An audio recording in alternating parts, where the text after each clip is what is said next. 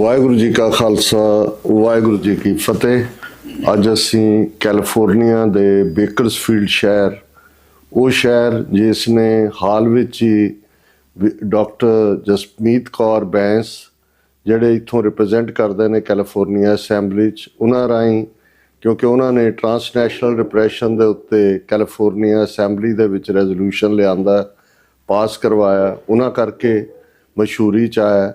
ਫਿਰ mister David ਵੈਲਾਡਿਓ ਜਿਹੜੇ ਸਿੱਖ ਕਾਂਗਰੈਸ਼ਨਲ caucus ਦੇ ਕੋ-ਚੇਅਰ ਨੇ ਰਿਪਬਲਿਕਨ ਪਾਰਟੀ ਵੱਲੋਂ, ਉਹਨਾਂ ਦਾ ਵੀ ਇਹ ਹਲਕਾ ਪੈਂਦਾ ਹੈ। ਔਰ ਬੀਤੀ ਰਾਤ ਜਦੋਂ ਕਿ ਅਮਰੀਕਾ ਦੇ ਵਿੱਚ ਪ੍ਰੈਜ਼ੀਡੈਂਸ਼ੀਅਲ ਇਲੈਕਸ਼ਨਸ ਦੇ ਨਤੀਜੇ ਆਏ, ਕਾਂਗਰਸਮੈਨ ਵੈਲਾਡਿਓ ਵੀ ਇਸ ਹਲਕੇ 'ਚੋਂ ਜਿੱਤੇ ਨੇ ਕਾਫੀ ਅਕਸਰੀਅਤ ਦੇ ਨਾਲ। ਔਰ ਜਿਹੜੀ ਸ਼ਖਸੀਅਤ ਦੇ ਨਾਲ ਮਿਲਣ ਲਈ ਅਸੀਂ ਬੇ ਏਰੀਏ ਤੋਂ ਆਲਮੋਸਟ 5 ਘੰਟੇ ਡਰਾਈਵ ਕਰਕੇ ਪਹੁੰਚੇ ਹਾਂ ਪੰਥਕ ਹਲਕਿਆਂ ਵਿੱਚ, ਤਾਂ ਉਹਨਾਂ ਦੀ ਜਾਣਕਾਰੀ ਕਿਸੇ ਜਾਣਕਾਰੀ ਦੀ ਮੁਹਤਾਜ ਨਹੀਂ ਹੈ।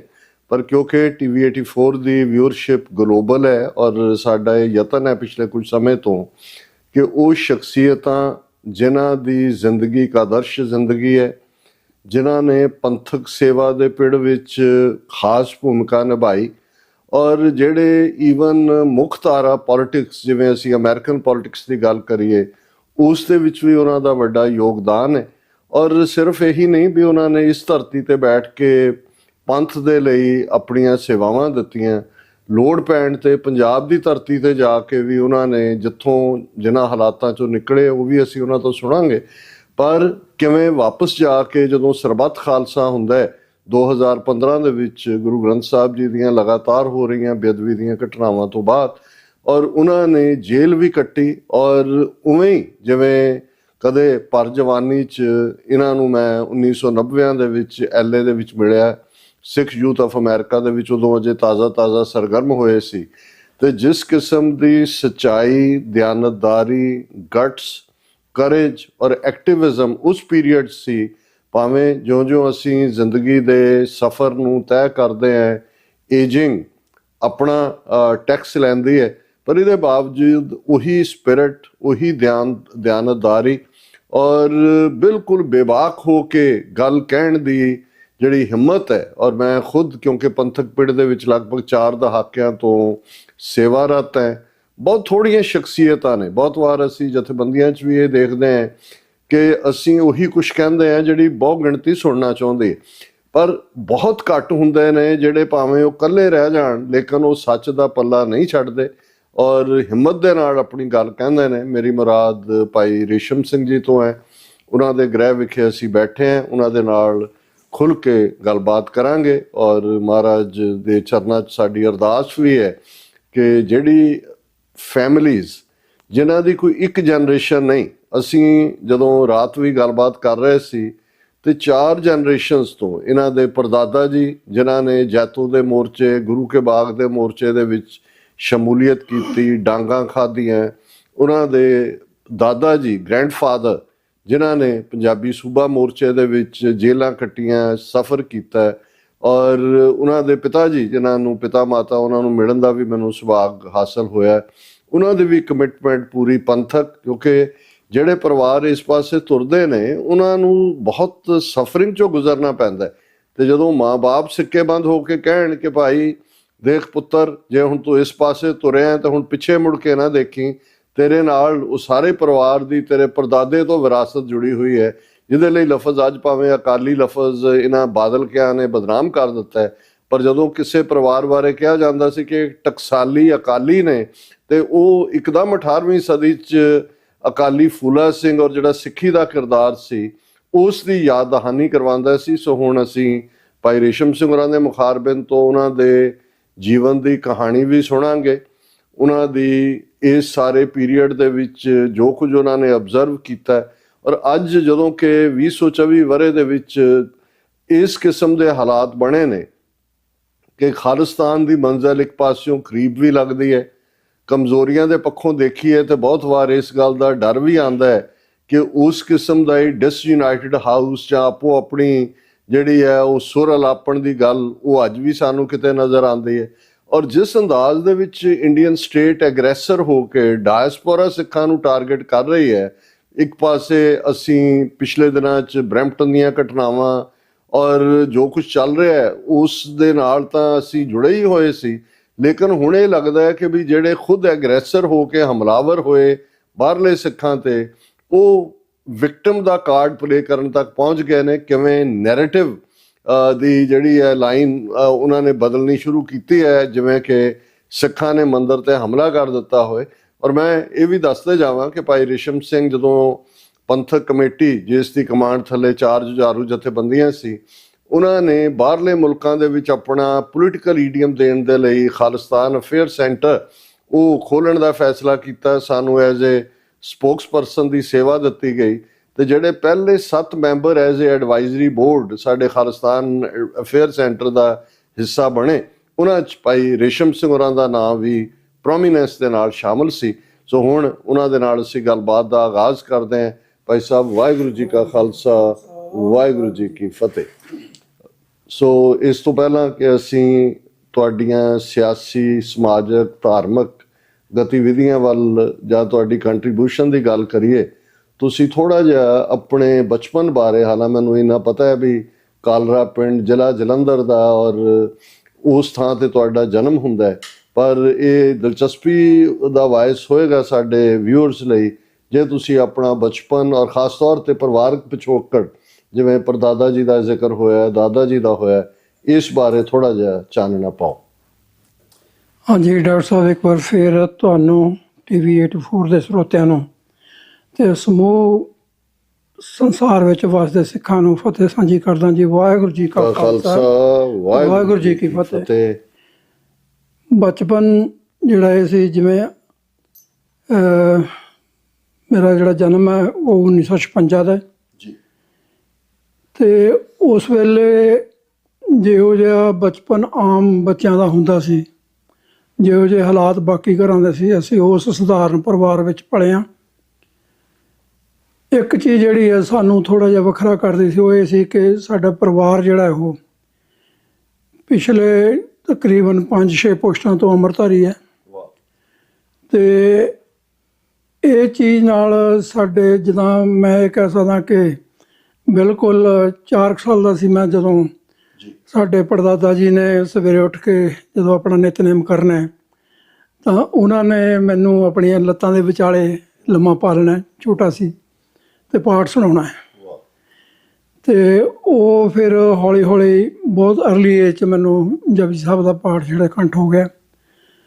ਸੋ ਫਿਰ ਉਸ ਤੋਂ ਬਾਅਦ ਪੜ੍ਹਾਈ ਚੱਲੀ। ਪੜ੍ਹਾਈ ਦੇ ਵਿੱਚ ਵੀ ਚਲੋ ਮਹਾਰਾਜ ਦੀ ਬੜੀ ਕਿਰਪਾ ਰਹੀ ਤੇ ਅਖੀਰ ਮੈਂ ਜਿਹੜਾ ਗ੍ਰੈਜੂਏਸ਼ਨ ਜਿਹੜੀ ਹੈ ਸਪੋਰਟਸ ਕਾਲਜ ਤੋਂ ਜਲੰਧਰ ਤੋਂ ਕੀਤੀ। ਕੋਈ ਸਪੋਰਟਸ ਵੀ ਖੇਡਦੇ ਰਹੇ?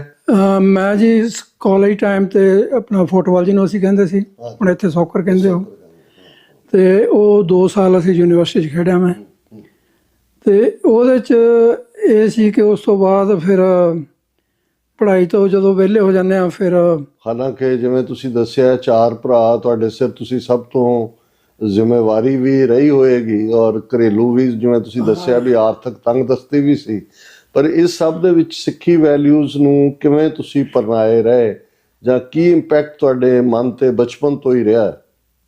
ਇਹ ਇੱਕ ਤਾਂ ਇਹ ਸੀਗਾ ਜੀ, ਸਾਡੇ ਜਿਹੜੇ ਪਰਿਵਾਰਕ ਪਿਛੋਕੜ ਸੀ ਉਹ ਪੰਥ ਨਾਲ ਜੁੜੇ ਹੋਣ ਕਰਕੇ ਅਲੱਗ-ਅਲੱਗ ਸਮਿਆਂ 'ਤੇ ਜੋ ਉਹਨਾਂ ਨੇ ਸਭਾਵਾਂ ਕੀਤੀਆਂ, ਜਦੋਂ ਉਹ ਆ ਕੇ ਸਾਨੂੰ ਕਹਾਣੀਆਂ, ਸਾਖੀਆਂ ਸੁਣਾਉਂਦੇ ਸੀ ਵੀ ਉੱਥੇ ਇੱਦਾਂ ਹੋਇਆ। ਇੱਥੋਂ ਤੱਕ ਮੈਨੂੰ ਯਾਦ ਹੈ ਕਿ ਬਹੁਤ ਅਰਲੀ ਏਜ 'ਚ ਸਾਡੇ ਪੜਦਾਦਾ ਜੀ ਨੇ ਦੱਸਿਆ ਸੀ ਮੈਨੂੰ ਵੀ ਜਦੋਂ ਅਸੀਂ ਜੈਤੋਂ ਦੇ ਮੋਰਚੇ ਦੇ ਵਿੱਚ ਜਾਂ ਗੁਰੂ ਕੇ ਬਾਗ ਦੇ ਮੋਰਚੇ ਵਿੱਚ ਅਸੀਂ ਗਏ ਤਾਂ ਕਿਵੇਂ ਉਸ ਵੇਲੇ ਅੰਗਰੇਜ਼ ਸਰਕਾਰ ਨੇ ਜਾਂ ਉਹਨਾਂ ਦੀ ਜਿਹੜੀ ਆਰਮੀ ਸੀ, ਉਹਨਾਂ ਨੇ ਇੱਦਾਂ ਮਤਲਬ ਬਹੁਤ ਵੱਡੇ ਇਕੱਠ ਦੇ ਵਿੱਚੋਂ ਘੋੜਿਆਂ ਨੂੰ ਇੱਦਾਂ ਦੜਾ ਕੇ ਲੈ ਜਾਂਦੇ ਜਿਹੜੇ ਥੱਲੇ ਦੜ ਦਿੰਦੇ ਸੀ ਲੋਕਾਂ ਨੂੰ। ਹਾਂਜੀ, ਬੀਟੀ ਦੀਆਂ ਡਾਂਗਾਂ ਈਵਨ ਹਾਂ, ਉਹ ਜਿਹੜੀ ਜਦੋਂ ਉਹਨਾਂ ਨੇ ਫਿਰ ਮਾਣ ਦੇ ਨਾਲ ਇਹ ਗੱਲ ਦੱਸਣੀ ਕਿ ਹਾਂ ਭਾਈ ਅਸੀਂ ਪੰਥ ਲਈ ਕੁਛ ਕੀਤਾ ਹੈ, ਤੇ ਕਈ ਵਾਰੀ ਉਹ ਆਪਣੇ ਸ਼ਰਟ ਦਾ ਬਟਨ ਖੋਲ ਕੇ ਦਿਖਾ ਦਿੰਦੇ ਸੀ ਵੀ ਆਹ ਘੋੜਿਆਂ ਦੇ ਟਾਪਾਂ ਦੇ ਨਿਸ਼ਾਨ ਹੈ। ਤੇ ਸਾਨੂੰ ਇਸ ਗੱਲ ਦਾ ਬੜਾ ਮਾਣ ਹੁੰਦਾ ਸੀ। ਅੱਜ ਵੀ ਮੈਂ ਇਹ ਸੋਚਦਾ ਵੀ ਜਿਹੜੇ ਪਰਿਵਾਰ, ਜਿਹੜੇ ਈਵਨ ਫੈਮਲੀਜ਼ ਜਿਹੜੀਆਂ ਜਿਹੜੀਆਂ ਆਪਣੇ ਬੱਚਿਆਂ ਨੂੰ ਇਤਿਹਾਸ ਦੇ ਨਾਲ ਜੋੜ ਕੇ ਰੱਖਦੀਆਂ, ਉਹਨਾਂ ਨੂੰ ਜ਼ਿਆਦਾ ਐਫਰਟ ਨਹੀਂ ਕਰਨੀ ਪੈਂਦੀ, ਉਹ ਬੱਚੇ ਆਪਣੇ ਆਪ ਹੀ ਜਿਹੜੇ ਸਿੱਖੀ ਨਾਲ ਜੁੜ ਜਾਂਦੇ ਹਨ ਜੀ।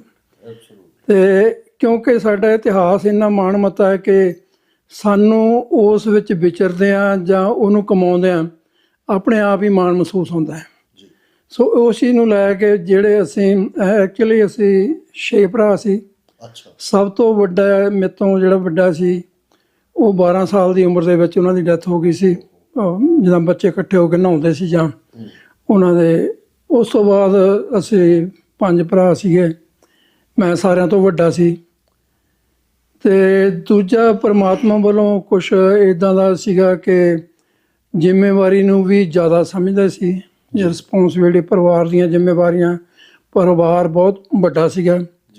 ਸੋ ਮੈਂ ਕਈ ਵਾਰੀ ਆਪਣੇ ਬੱਚਿਆਂ ਨੂੰ ਵੀ ਦੱਸ ਦਿੰਦਾ ਵੀ ਕੋਈ ਸਮਾਂ ਸੀ ਜਿੱਦਣ 16 ਜੀਆਂ ਦਾ ਪਰਿਵਾਰ ਸੀ ਸਾਡਾ, ਤੇ ਅੱਜ ਹੁਣ ਅਸੀਂ ਸਤਿ ਸ੍ਰੀ ਅਕਾਲ ਬੁਲਾਉਣ ਲਈ ਵੀ ਬੰਦੇ ਲੱਭਦੇ ਹਾਂ। ਸੋ ਇਹ ਉਹ ਸਮਾਂ ਜਿਹੜਾ ਸੀ ਉਹ ਬੜਾ, ਜਿਹੜੀ ਬਰਕਤ ਸੀ ਸਾਂਝੇ ਪਰਿਵਾਰਾਂ ਦੀ, ਅੱਜ ਦੇ ਇੰਡੀਵਿਜੂਅਲਿਜ਼ਮ ਨੇ ਉਹਨੂੰ ਖਤਮ ਕਰ ਦਿੱਤਾ ਹੈ। ਹਾਂਜੀ, ਬਸ ਉਹ ਪ੍ਰਾਈਵੇਸੀ ਦੇ ਨਾਂ ਥੱਲੇ ਸਾਰਾ ਕੁਝ ਆ ਗਿਆ ਜੀ।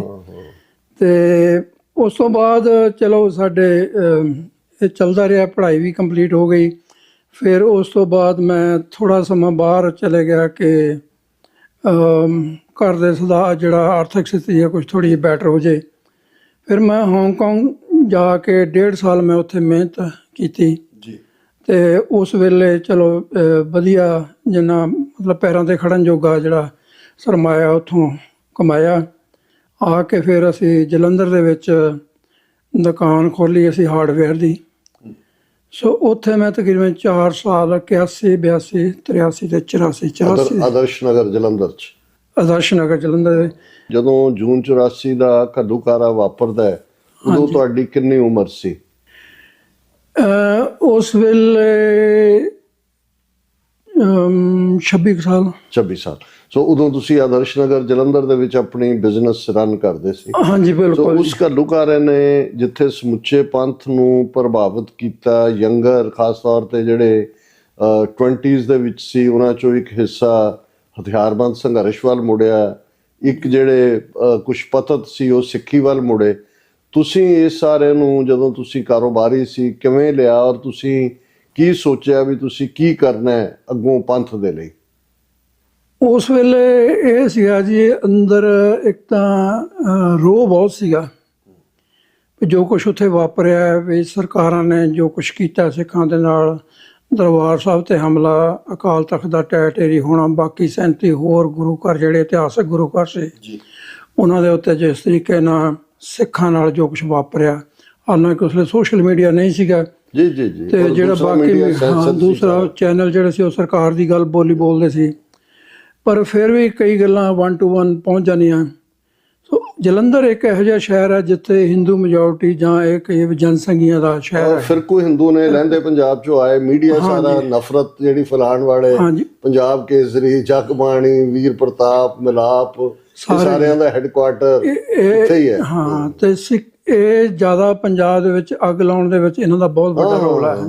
ਬਿਲਕੁਲ। ਸੋ ਉਸ ਤੋਂ ਬਾਅਦ ਜਦੋਂ ਅਸੀਂ ਦਸੰਬਰ 84 ਦੇ ਵਿੱਚ ਕੁਛ ਇੱਦਾਂ ਘਟਨਾ ਵਾਪਰੀ ਕਿ ਜਿਵੇਂ ਉਸ ਵੇਲੇ ਦੇ ਮੇਰੇ ਜਿਹੜੇ ਹਾਣੀ ਹੋਣਗੇ ਉਹਨਾਂ ਨੂੰ ਪਤਾ ਹੈ ਕਿ CRP ਜਿਹੜੀ ਆ ਉਹ ਕਿਸ ਤਰ੍ਹਾਂ ਟਰੀਟ ਕਰਦੀ ਸੀ ਖਾਸ ਕਰ ਸਿੱਖਾਂ ਨੂੰ। ਹਾਂਜੀ, ਤੇ ਕੋਈ ਇੱਦਾਂ ਦੀ ਘਟਨਾ ਵਾਪਰੀ, ਗੁਰਦੁਆਰਾ ਸਾਹਿਬ ਦੇ ਮੂਹਰੇ CRP ਦਾ ਚੌਂਕੀ ਬਣੀ ਹੋਈ ਸੀ, ਤੇ ਉਹ ਸਿੱਖਾਂ ਨੂੰ ਚੜਾਉਣ ਵਾਸਤੇ ਕੁਛ ਇੱਦਾਂ ਦੇ ਕੰਮ ਕਰਦੇ ਸੀ, ਜਾਂ ਬੀੜੀਆਂ ਪੀਂਦੇ ਅੰਦਰ ਚਲੇ ਜਾਣਾ ਗੁਰਦੁਆਰੇ ਦੇ, ਜਾਂ ਬਾਹਰ ਬੈਠ ਕੇ ਕੋਈ ਪੁੱਠੇ ਸਿੱਧੇ ਕਮੈਂਟ ਕਰਨੇ। ਸੋ ਉਸ ਵੇਲੇ ਵੀ ਕੁਛ ਸੀਗੇ ਸਿੱਖ ਜਿਹੜੇ ਸੀਗੇ ਜਿਹੜੇ ਇਹਨਾਂ ਚੀਜ਼ਾਂ ਨੂੰ ਨਹੀਂ ਸੀ ਬਰਦਾਸ਼ਤ ਕਰਦੇ। ਫਿਰ ਉਹ ਇੱਦਾਂ ਦੀ ਘਟਨਾ ਵਾਪਰੀ ਕਿ ਉਹਨਾਂ ਨੂੰ ਉਠਾਉਣ ਵਾਸਤੇ ਫਿਰ ਸਾਨੂੰ ਕੋਈ ਕਾਰਵਾਈ ਜਿਹੜੀ ਆ ਉਹ ਕਰਨੀ ਪਈ, ਖਾਲਸਾਈ ਰਵਾਇਤਾਂ ਕਰਨੀਆਂ ਪਈਆਂ। ਤੇ 3-4 ਦਿਨ ਬਾਅਦ ਫਿਰ ਸਾਨੂੰ ਪਤਾ ਲੱਗਿਆ ਵੀ ਪੁਲਿਸ ਜਿਹੜੀ ਆ ਉਹ ਪਿੱਛਾ ਕਰ ਰਹੀ ਹੈ। ਤੇ ਫਿਰ ਇਹ ਮਨ ਬਣਾਇਆ ਤੇ ਉੱਥੋਂ ਬੈਠ ਕੇ ਅਸੀਂ 2-3 ਸਿੰਘਾਂ ਨੇ ਸਲਾਹ ਕੀਤੀ ਵੀ ਹੁਣ ਇੱਥੋਂ ਨਿਕਲ ਜਾਣਾ ਹੀ ਠੀਕ ਹੈ ਜੀ। ਸੋ ਉਸ ਵੇਲੇ ਫਿਰ ਦਸੰਬਰ ਦੇ ਵਿੱਚ ਫਿਰ ਅਸੀਂ ਉੱਥੋਂ ਬਾਹਰ ਨਿਕਲੇ। ਔਰ ਜਿਵੇਂ ਪਹਿਲੀ ਗੱਲਬਾਤ ਤੁਸੀਂ ਦੱਸਿਆ ਕਿ ਕੁਛ ਦੇਰ ਤੁਸੀਂ ਜਰਮਨ ਰੁਕੇ, ਫਿਰ ਅਮਰੀਕਾ 'ਚ ਅਰਲੀ 90s 'ਚ ਆਏ। ਅਮਰੀਕਾ ਚਾਹੁੰਦੇ ਆ, ਕਿਵੇਂ ਤੁਹਾਡਾ ਜਿਹੜਾ ਫਿਰ ਵਾਪਸ, ਇੱਕ ਤਾਂ ਠੀਕ ਹੈ ਤੁਸੀਂ ਜਦੋਂ ਪੰਜਾਬ ਛੱਡਿਆ ਤੁਹਾਡੇ ਮਨ 'ਚ ਹੋਏਗਾ ਕਿ ਇੱਕ ਤਾਂ ਆਪਣੀ ਸੇਫਟੀ ਵੀ, ਪਰ ਜੇ ਕੌਮ ਲਈ ਕੁਝ ਕਰਨਾ ਹੈ ਤੇ ਬਾਹਰ ਨਿਕਲ ਕੇ ਕੀਤਾ ਜਾ ਸਕਦਾ। ਫਿਰ ਇੱਥੇ ਤੁਹਾਡਾ ਪੰਥਕ ਪਿੜ ਦੇ ਵਿੱਚ ਤੁਹਾਡੀ ਸ਼ਮੂਲੀਅਤ ਕਿਵੇਂ ਹੋਈ? ਉਹ ਇਸ ਤਰ੍ਹਾਂ ਸੀਗਾ ਜੀ ਬਈ ਘਰੋਂ ਇਹ ਸੋਚ ਕੇ ਚੱਲੇ ਸੀਗੇ ਵੀ ਵੱਧ ਤੋਂ ਵੱਧ 3 ਜਾਂ 4 ਸਾਲ ਇੱਥੇ ਲਾਉਣੇ ਆ ਤੇ ਉਸ ਤੋਂ ਬਾਅਦ ਵਾਪਸ ਚਲੇ ਜਾਣਾ। ਜਦੋਂ ਪਰਿਵਾਰ ਆਪਣੇ ਪੈਰਾਂ ਤੇ ਹੋ ਜਾਏ ਤਾਂ ਫਿਰ ਜਿਹੜੀ ਲੜਾਈ ਕੌਮ ਦੀ ਅਸੀਂ ਲੜਨੀ। ਜਦੋਂ ਤੁਸੀਂ ਆਏ ਉਦੋਂ ਆਲਰੇਡੀ ਤੁਸੀਂ ਗ੍ਰਸਤੀ ਜੀਵਨ 'ਚ ਸੀ? ਉਸ ਵੇਲੇ ਗ੍ਰਸਤੀ ਸੀਗੇ ਜੀ, ਹਾਂਜੀ। ਸਾਡਾ 1982 ਦੇ ਵਿੱਚ ਸਾਡੀ ਮੈਰਿਜ ਹੋਈ ਸੀ, ਹਾਂਜੀ। ਤਾਂ ਫਿਰ ਅਸੀਂ ਇੱਥੇ ਮੈਂ ਇਹ ਵੀ ਮੈਂਸ਼ਨ ਕਰਦੇ ਹਾਂ ਕਿ ਜਿਵੇਂ ਜਿਹਨਾਂ ਤੰਗ ਦਸਤੀਆਂ 'ਚੋਂ ਤੁਸੀਂ ਨਿਕਲੇ, ਆਰਥਿਕ ਨਹੀਂ ਕੌਮੀ ਪਿੜ ਦੇ ਵਿੱਚ ਵੀ ਇੱਥੇ ਸੇਵਾ ਕਰਦੇ, ਜਿਹਦਾ ਮੈਂ ਖੁਦ ਟੈਸਟੀਮਨੀ ਹੈ।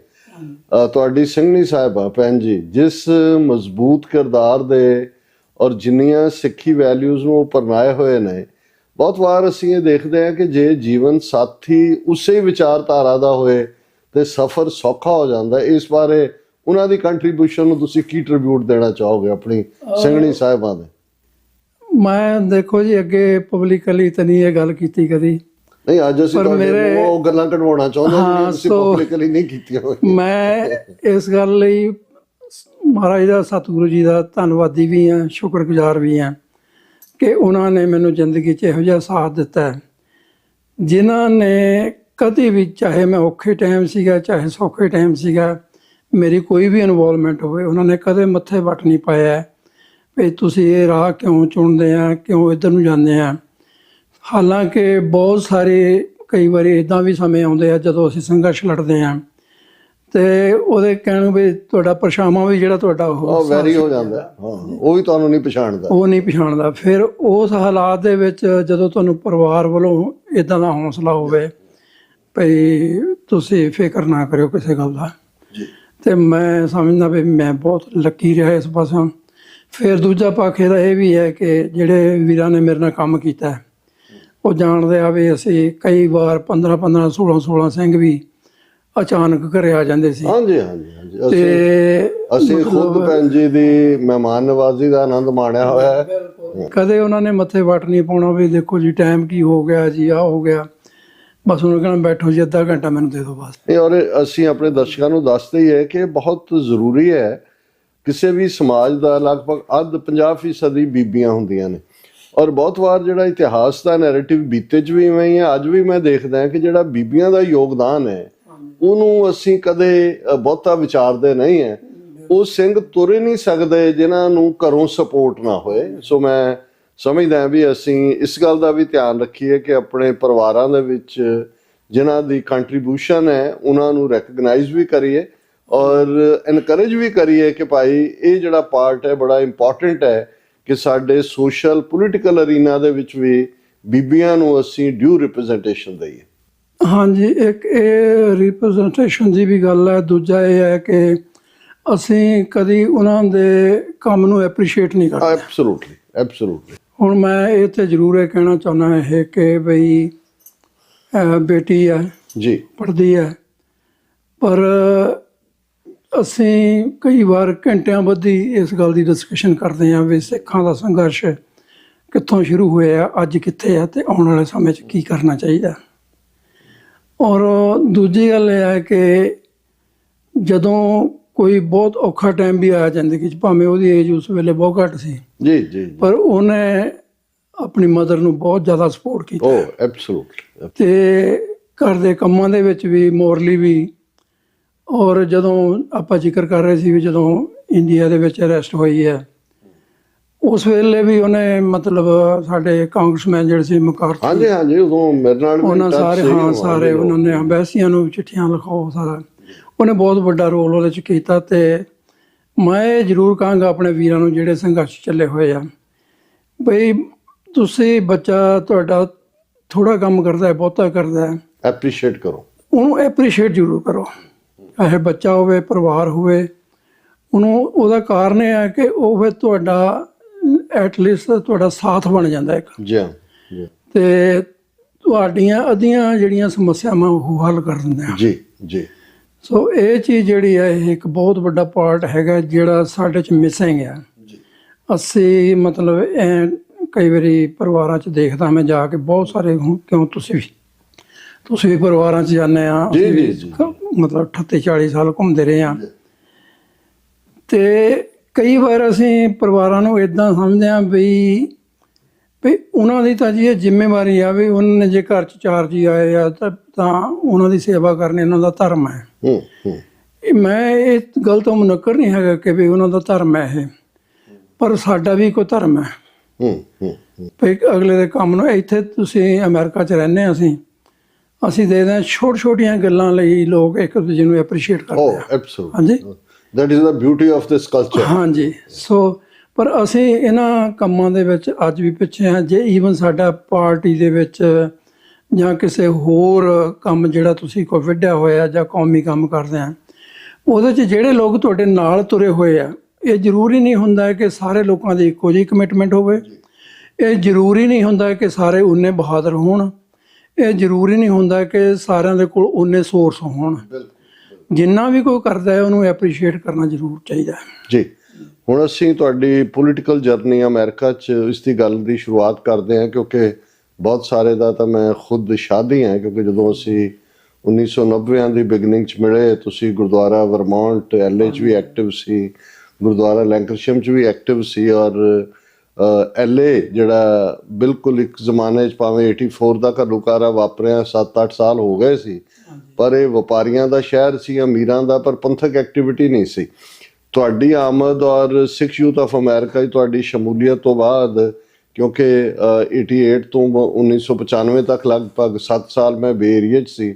ਮੈਨੂੰ ਲੱਗਦਾ ਵੀ ਹਰ ਤੀਸਰੇ ਹਫਤੇ ਅਸੀਂ LA ਆਏ ਹੁੰਦੇ ਸੀ, ਕੋਈ ਨਾ ਕੋਈ ਐਕਟੀਵਿਟੀ, ਉਹ ਖਾਲਿਸਤਾਨ ਡੈਕਲੇਰੇਸ਼ਨ ਡੇ ਦੀ ਸੈਲੀਬ੍ਰੇਸ਼ਨ ਹੋਏ, ਸ਼ਹੀਦੀ ਸਮਾਗਮ ਹੋਏ ਜਾਂ ਕੋਈ ਹੋਰ ਮੋਰਚਾ ਲਾਇਆ ਹੋਏ, ਉਹ ਸਾਰਾ ਕੁਛ ਹੀ ਤੁਸੀਂ ਉਹਦਾ ਸੈਂਟਰ ਆਫ ਐਕਟੀਵਿਟੀ ਸੀ।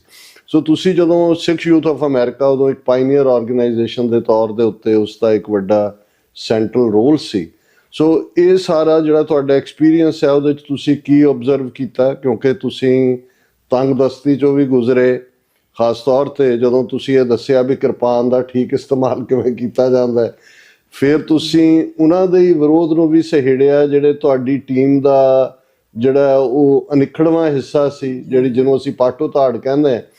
ਪਰ ਤੁਸੀਂ ਆਪਣੀ ਜਿਹੜੀ ਕਮਿਟਮੈਂਟ ਸੀ ਉਹ ਤਾਂ ਰੱਖੀ ਆਪਣੇ ਬਿਨਾਂ ਖੌਫ ਤੋਂ ਤੁਸੀਂ ਹਰ ਸਫਰਿੰਗ ਨੂੰ ਝੱਲਿਆ, ਪਰ ਨਾ ਤੁਸੀਂ ਪਿੱਛੇ ਹਟੇ ਨਾ ਤੁਸੀਂ ਕੰਪਰੋਮਾਈਜ਼ ਕੀਤਾ। ਇਹ ਸਾਰੇ ਦੇ ਉੱਤੇ ਤੁਸੀਂ ਕੀ ਕਹਿਣਾ ਚਾਹੋਗੇ? ਇਹਦੇ 'ਚ ਇਹ ਹੈ ਜੀ ਬਈ ਜਦੋਂ 91 ਦੇ ਵਿੱਚ ਸਿੱਖ ਜਦੋਂ ਅਮਰੀਕਾ ਆਲਰੇਡੀ ਪਹਿਲਾਂ ਐਗਜ਼ਿਸਟ ਕਰ ਰਹੀ ਸੀ ਤੇ ਉਸ ਵੇਲੇ ਬਹੁਤ ਘੱਟ ਨੌਜਵਾਨ ਸੀ ਜਿਹੜੇ ਜਥੇਬੰਦੀਆਂ ਜਿਹੜੀਆਂ ਖਾਸ ਕਰ ਸੰਘਰਸ਼ਵਾਦੀ ਜਥੇਬੰਦੀਆਂ ਸੀ। ਜੀ ਵਰਲਡ ਸਿੱਖ ਆਰਗੇਨਾਈਜੇਸ਼ਨ ਸੀ, ਉਹ ਆਲਰੇਡੀ ਵੇਲਾ ਵਿਹਾ ਚੁੱਕੇ ਸੀ। ਹਾਂਜੀ, ਤੇ ਲੋਕ ਡਰਦੇ ਸੀਗੇ ਜਥੇਬੰਦੀਆਂ ਨਾਲ ਕੰਮ ਕਰਨ ਤੋਂ। ਮੈਨੂੰ ਯਾਦ ਹੈ ਕਿ ਉੱਥੇ ਇੱਕ ਸਿੰਘ ਦਾ ਕੋਈ ਸ਼ਹੀਦੀ ਸਮਾਗਮ ਰੱਖਿਆ ਗਿਆ ਸੀ ਲਿੰਕਸ਼ਮ ਗੁਰਦੁਆਰੇ 'ਚ ਜੀ। ਉਦੋਂ ਅਜੇ ਮੈਂ ਨਵਾਂ ਅਜੇ ਆਇਆ ਹੀ ਸੀਗਾ ਮਤਲਬ, ਤੇ ਜਦੋਂ ਕੋਈ ਇਹਨਾਂ ਨੇ ਫੰਕਸ਼ਨ ਵਗੈਰਾ ਰੱਖਣਾ ਮੈਂ ਅਜੇ ਜੁਆਇਨ ਨਹੀਂ ਸੀ ਕੀਤੀ ਜੋਧਾ, ਤੇ ਮੈਂ ਉੱਥੇ ਹਰ ਹਾਲ 'ਚ ਪਹੁੰਚਣਾ। ਉੱਥੇ ਕੀ ਚੱਕਰ ਚੱਲਿਆ ਜੀ, ਉੱਥੇ ਹੁਣ ਐਕਚੁਅਲੀ ਇਹ ਗੱਲ ਵੀ ਮੈਂ ਕਲੀਅਰ ਕਰਨਾ ਆਪਣੇ ਬਹੁਤ ਸਾਰੇ ਵੀਰਾਂ ਨੂੰ ਇਹ ਭਰਮ ਭੁਲੇਖਾ ਰਹਿੰਦਾ ਹੈ ਬਈ ਗੁਰਦਾਂ 'ਚ ਲੜਾਈ ਕਿਉਂ ਹੁੰਦੀ ਹੈ। ਲੜਾਈ ਇਹ ਹੈ ਕਿ ਸਾਡੀ ਵੱਖਰੀ ਕਮਿਟਮੈਂਟ ਹੈ। ਜਿਨ੍ਹਾਂ ਨੂੰ ਤਾਂ ਪਿੱਛੋਂ ਸੇਕ ਲੱਗਿਆ ਸੀ ਉਹ ਤਾਂ ਗੱਲ ਕਰਨੀ ਚਾਹੁੰਦੇ ਸੀ ਸਿੱਖੀ ਦੀ ਜੀ, ਤੇ ਜਿਹੜੇ ਪੈਸੇ ਦੇ ਨਾਂ ਤੇ ਜਾਂ ਪੈਸੇ ਦੇ ਦਿਖਾਵਾ ਕਰਕੇ ਜਾਂ ਪੈਸਾ ਖਰਚ ਕੇ ਬਾਕੀ ਜਿਹੜੇ ਸੰਗਤ ਸੀ ਉਹਨੂੰ ਇਦਾਂ ਟਰੀਟ ਕਰਦੇ ਸੀ ਵੀ ਤੁਸੀਂ ਆਓ ਲੰਗਰ ਛਕੋ ਤੇ ਘਰ ਨੂੰ ਜਾਓ। ਮਲਕ ਭਾਗੋ ਦੀ ਭੈਣ ਜੀ। ਉੱਥੇ ਕੀ ਚੱਕਰ ਹੋਇਆ ਜੀ, ਉਹਨਾਂ ਨੇ ਕਮੇਟੀ ਵਾਲਿਆਂ ਨੇ ਜਵਾਬ ਦਿੱਤਾ ਵੀ ਤੁਸੀਂ ਇੱਥੇ ਸਿੰਘ ਦਾ ਭੋਗ ਨਹੀਂ ਪਾ ਸਕਦੇ, ਅਖੰਡ ਪਾਠ ਨਹੀਂ ਰੱਖ ਸਕਦੇ। ਚਲੋ ਮੈਂ ਬੈਠਾ ਸਾਈਡ ਤੇ ਦੇਖਦਾ ਸੀ, ਬੰਦੇ ਆਰਗੂ ਕਰ ਰਹੇ ਸੀ ਇੱਕ ਦੂਜੇ ਨਾਲ। ਮੈਂ ਫਿਰ ਉਹਨਾਂ ਦੇ ਜਿਹੜੇ ਮੇਨ ਹੈੱਡ ਸੀਗੇ ਉਹਨਾਂ ਨੂੰ ਮੈਂ ਪੁੱਛਿਆ, ਮੈਂ ਕਿਹਾ ਜੀ ਇਹਦੇ 'ਚ ਪਰੇਸ਼ਾਨੀ ਕੀ ਹੈ? ਉਹ ਵੀ ਸਿੰਘ ਸਾਡੇ ਭੈਣਾਂ ਭਰਾ ਸਾਡੇ ਬੱਚੇ ਆ ਵੀ ਤੁਹਾਨੂੰ ਕੀ ਤਕਲੀਫ ਹੈ ਇਹਦੇ 'ਚ। ਕਹਿੰਦੇ ਜੀ ਅਖੇ ਇੱਥੇ ਲੋਕੀ ਅਖੰਡ ਪਾਠ ਨਹੀਂ ਕਰਾਉਣ ਆਉਂਦੇ, ਇੱਥੇ ਲੀਡਰੀ ਚਮਕਾਉਣ ਆਉਂਦੇ ਆ। ਹਾਂ ਹਾਂ। ਮੈਂ ਕਿਹਾ ਜੀ ਚਲੋ ਇੱਦਾਂ ਕਰੋ, ਨਾ ਤੇ ਤੁਸੀਂ ਕਰਾਉਣਾ ਅਖੰਡ ਪਾਠ ਸਾਹਿਬ, ਨਾ ਇਹ ਕਰਾਉਣ, ਤੁਸੀਂ ਮੇਰੇ ਵੱਲੋਂ ਰੱਖ ਦਿਓ। ਫਿਰ ਉਹਨਾਂ ਨੂੰ ਕੋਈ ਜਵਾਬ ਨਾ ਆਵੇ ਤੇ ਉਹ ਕਹਿੰਦੇ ਜੀ ਹਾਂ ਤੁਸੀਂ ਕਰਾ ਲਓ, ਪਰ ਜਿਹੜਾ ਬੁਲਾਰਾ ਆ ਉਹ ਲੋਕਲ ਨਹੀਂ ਕੋ ਬੋਲੂਗਾ, ਬਾਹਰੋਂ ਬੋਲਣਗੇ। ਸੋ ਮੈਂ ਉਸ ਸਮੇਂ ਦੀ ਗੱਲ ਇਹ ਤਾਂ ਇਹ ਕੀਤੀ ਹੈ ਬਈ ਕਿਹੜੀਆਂ ਔਕੜਾਂ ਚੋਂ ਲੰਘ ਕੇ ਜਦੋਂ ਸਾਨੂੰ ਈਵਨ ਮੱਥਾ ਵੀ ਟੇਕਣ ਜਾਂਦੇ ਸੀ ਗੁਰੂ ਘਰ 'ਚ, ਤਾਂ ਗੁਰਦੁਆਰਾ ਕਮੇਟੀਆਂ ਐਵੇਂ ਦੇਖਦੀਆਂ ਸੀ ਵੀ ਜਿੱਦਾਂ ਮਤਲਬ ਅਫਗਾਨੀਆਂ ਨੇ ਹਮਲਾ ਕਰਤਾ। ਹਾਂ, ਅਸਲ 'ਚ ਇਹ ਸੀ ਕਿ 84 ਤੱਕ ਬਹੁਤ ਸਾਰੇ ਗੁਰਦੁਆਰੇ ਜਿਹੜੇ ਨੇ ਜਿਨ੍ਹਾਂ ਮੈਨੇਜਮੈਂਟਸ ਦੇ ਕੋਲ ਸੀ ਉਹ ਉਹਨੂੰ ਡੇ ਕਲੱਬ ਸਮਝਦੇ ਸੀ। ਉਹਨਾਂ ਨੇ 5-7 ਬੰਦਿਆਂ ਨੇ ਆਪਣੇ ਨਾਂ ਹੀ ਡਾਇਰੈਕਟਰ ਬਣੇ ਹੁੰਦੇ ਸੀ। ਉੱਥੇ ਕੀ ਉਹ ਕੀਰਤਨ ਹੋਇਆ, ਪਰਦਾ ਲਾਇਆ, ਫਿਰ ਭੰਗੜਾ ਨੱਚਣ ਲੱਗ ਜਾਂਦੇ ਸੀ। ਮਰਿਆਦਾ ਨਾਂ ਦੀ ਕੋਈ ਚੀਜ਼ ਨਹੀਂ ਸੀ। ਸ਼ਾਮ ਨੂੰ ਉੱਥੇ ਹੀ ਪੈਗ ਲਾਉਣ ਲਈ ਇਕੱਠੇ ਹੋ ਜਾਂਦੇ ਸੀ। ਸੋ ਉਹਨਾਂ ਨੂੰ ਜਦੋਂ 84 ਵਾਲੀ ਜਨਰੇਸ਼ਨ ਆਈ ਜਿਹੜੀ ਕੱਲੀ ਸਿੱਖੀ ਨਾਲ ਹੀ ਨਹੀਂ ਸੀ ਜੁੜੀ ਹੋਈ, ਕੌਮੀ ਕਾਰ ਆਜ਼ਾਦੀ ਖਾਲਿਸਤਾਨ ਲਈ ਸੀ, ਤੇ ਇਹ ਟਕਰਾਅ ਕੋਸਟ ਟੂ ਕੋਸਟ ਅਸੀਂ ਅਮਰੀਕਾ ਦੇ ਵਿੱਚ ਦੇਖਿਆ ਜੀ। ਔਰ ਇਸ ਤੋਂ ਬਿਨਾਂ ਗੱਲ ਬਣਨੀ ਵੀ ਨਹੀਂ ਸੀ, ਹੋਰ ਤੁਹਾਡੇ ਕੋਲ ਕੋਈ ਚੋਇਸ ਵੀ ਨਹੀਂ ਸੀ। ਸੋ ਫਾਈਨਲੀ ਇੱਥੇ ਆ ਕੇ ਬਈ ਮੈਂ ਇਹ ਤਾਂ ਨਹੀਂ ਕਹਿੰਦਾ ਵੀ ਅਸੀਂ ਬਹੁਤ ਮੱਲਾਂ ਮਾਰੀਆਂ ਇਸ ਫੀਲਡ 'ਚ, ਪਰ ਮੈਨੂੰ ਇਸ ਗੱਲ ਦਾ ਜਿਹੜਾ ਮਤਲਬ ਫਖਰ ਹੈਗਾ ਕਿ ਜਿੱਥੇ ਸਿੰਘਾਂ ਦਾ ਨਾਂ ਲੈਣਾ ਜਾਂ ਉਹਨਾਂ ਦੇ ਨਾਂ ਦੇ ਅਖੰਡ ਪਾਠ ਕਰਾਉਣੇ ਵੀ ਇੱਕ ਬਹੁਤ ਵੱਡਾ ਗੁਨਾਹ ਸੀ। ਫਿਰ ਉਹਨਾਂ ਗੁਰੂ ਘਰਾਂ ਦੇ ਵਿੱਚ ਤੁਸੀਂ 4-5 ਗੁਰਦੁਆਰੇ ਐਲਏ 'ਚ ਲਿਬਰੇਟ ਕਰਾ ਲਏ ਸੀ। ਹਾਂਜੀ, ਇੱਕ ਮੈਂ 10-20 ਦਿਨਾਂ ਜੀ ਇੱਕ ਬੋਨਾ ਪਾਰਕ ਗੁਰਦੁਆਰਾ ਸੀ, ਉੱਥੇ ਦੀ ਇੱਕ ਖਾਸ ਇੰਸੀਡੈਂਟ ਜਿਹੜੀ ਮੈਂ ਸ਼ੇਅਰ ਕਰਨਾ ਚਾਹੂੰਗਾ ਆਪਣੇ ਵੀਰਾਂ ਨਾਲ। ਇਹ 1993 ਦੀ ਗੱਲ ਹੈ, ਜਦੋਂ ਜਥੇਦਾਰ ਗੁਰਦੇਵ ਸਿੰਘ ਜੀ ਕੌਂਕੇ ਉਹਨਾਂ ਨੂੰ ਜਦੋਂ ਮਤਲਬ ਝੂਠੇ ਮੁਕਾਬਲੇ 'ਚ ਸ਼ਹੀਦ ਕੀਤਾ ਗਿਆ ਨਾ, 1 ਜਨਵਰੀ 1993। 1 ਜਨਵਰੀ ਅਸੀਂ ਉਹਨਾਂ ਦੀ ਯਾਦ ਦੇ ਵਿੱਚ ਕੋਈ ਕੀਰਤਨ ਪ੍ਰੋਗਰਾਮ ਰੱਖਿਆ ਸੀ ਗੁਰਦੁਆਰਾ ਸਾਹਿਬ 'ਚ, ਬੋਨਾ ਪਾਰਕ ਗੁਰਦੁਆਰਾ। ਜਿਹੜਾ ਉਹਨਾਂ ਦਾ ਸੈਕਟਰੀ ਸੀਗਾ ਉਹ ਕਾਮਰੇਡ ਮਾਈਂਡਡ ਸੀਗਾ, ਤੇ ਮਤਲਬ ਸਿੱਖੀ ਤੋਂ ਪੂਰੀ ਤਰ੍ਹਾਂ ਉਹ ਪਤਿਤ ਸੀਗਾ, ਮੁਨਕਰ ਸੀਗਾ। ਤੇ ਉਹ ਜਦੋਂ ਪ੍ਰੋਗਰਾਮ ਸ਼ੁਰੂ ਹੋਇਆ ਸ਼ਾਮੀ, ਤੇ ਅਸੀਂ ਉਹਨਾਂ ਨੂੰ ਕਿਹਾ ਵੀ ਕੀਰਤਨ ਕਰਨਾ ਇੱਕ ਬੰਦੇ ਨੇ ਬੋਲਣਾ ਤੇ ਤੁਸੀਂ ਇਹਨੂੰ ਉਸ ਹਿਸਾਬ ਨਾਲ ਐਡਜਸਟ ਕਰ ਲਿਓ। ਸਾਡੇ ਜਿਹੜਾ ਅਖੰਡ ਪਾਠ ਸਾਹਿਬ ਦੀ ਸਮਾਪਤੀ ਹੋਈ ਆ, ਤੇ ਉਹ ਸੈਕਟਰੀ ਜਿਹੜਾ ਜੀ ਉੱਠ ਕੇ, ਉਹਦਾ ਨਾਮ ਵੀ ਮੈਂ ਲੈ ਦੇਣਾ ਤੇ ਥੋੜਾ ਜਿਹਾ, ਹੁਣ ਤਾਂ ਵੈਸੇ ਹੈ ਨਹੀਂ ਦੁਨੀਆ ਤੇ, ਚਲੋ ਰਹਿਣ ਹੀ ਦਿਓ, ਫਿਰ ਤੁਰ ਗਿਆ ਮਹਿੰਦਰ ਸਿੰਘ। ਤੇ ਉਹ ਜੀ ਉੱਠ ਕੇ ਸਟੇਜ ਤੇ ਮਤਲਬ ਉਹਨੇ ਮੇਰਾ ਨਾਮ ਅਨਾਉਂਸ ਕਰਨਾ ਸੀ ਬੋਲਣ ਵਾਸਤੇ। ਉਹ ਤੋਂ ਪਹਿਲਾਂ ਜੀ ਉਹਨੇ 5-7 ਮਿੰਟ ਇਹ ਲਾ ਦਿੱਤੇ ਵੀ ਦੇਖੋ ਜੀ ਗੁਰਦੇਵ ਸਿੰਘ ਕੌਂਕੇ ਜਿਹੜਾ ਸੀ ਉਹ ਸਿਰੇ ਦਾ ਬਦਮਾਸ਼ ਬੰਦਾ ਸੀ, ਤੇ ਪੁਲਿਸ ਦੀ ਜੀਪ 'ਚੋਂ ਉਤਰ ਕੇ ਭੱਜਿਆ ਤੇ ਪੁਲਿਸ ਨੇ ਗੋਲੀ ਮਾਰ ਕੇ ਮਾਰਤਾ। ਇਹ ਗੁਰਦੁਆਰੇ ਦੀ ਸਟੇਜ ਤੋਂ ਗੁਰਦੁਆਰਾ ਸਾਹਿਬ ਦੀ ਸਟੇਜ ਤੋਂ ਜੀ। ਤੇ ਬੰਦੇ ਸਾਡੇ ਨੌਜਵਾਨ ਸੀਗੇ, ਉਹ ਬੜਾ ਗੁੱਸੇ 'ਚ ਆਏ। ਮੈਂ ਉਹਨੂੰ ਕਿਹਾ ਵੀ ਤੁਸੀਂ ਥੋੜਾ ਚਲੋ ਉਹਨਾਂ ਟਾਈਮ ਦੇਣਾ, ਆਪਾਂ ਗੱਲ ਕਰ ਲਵਾਂਗੇ ਜਿਹੜੀ। ਪਰ ਇੱਥੇ ਨਹੀਂ ਹੋ ਰੁਕਿਆ ਜੀ।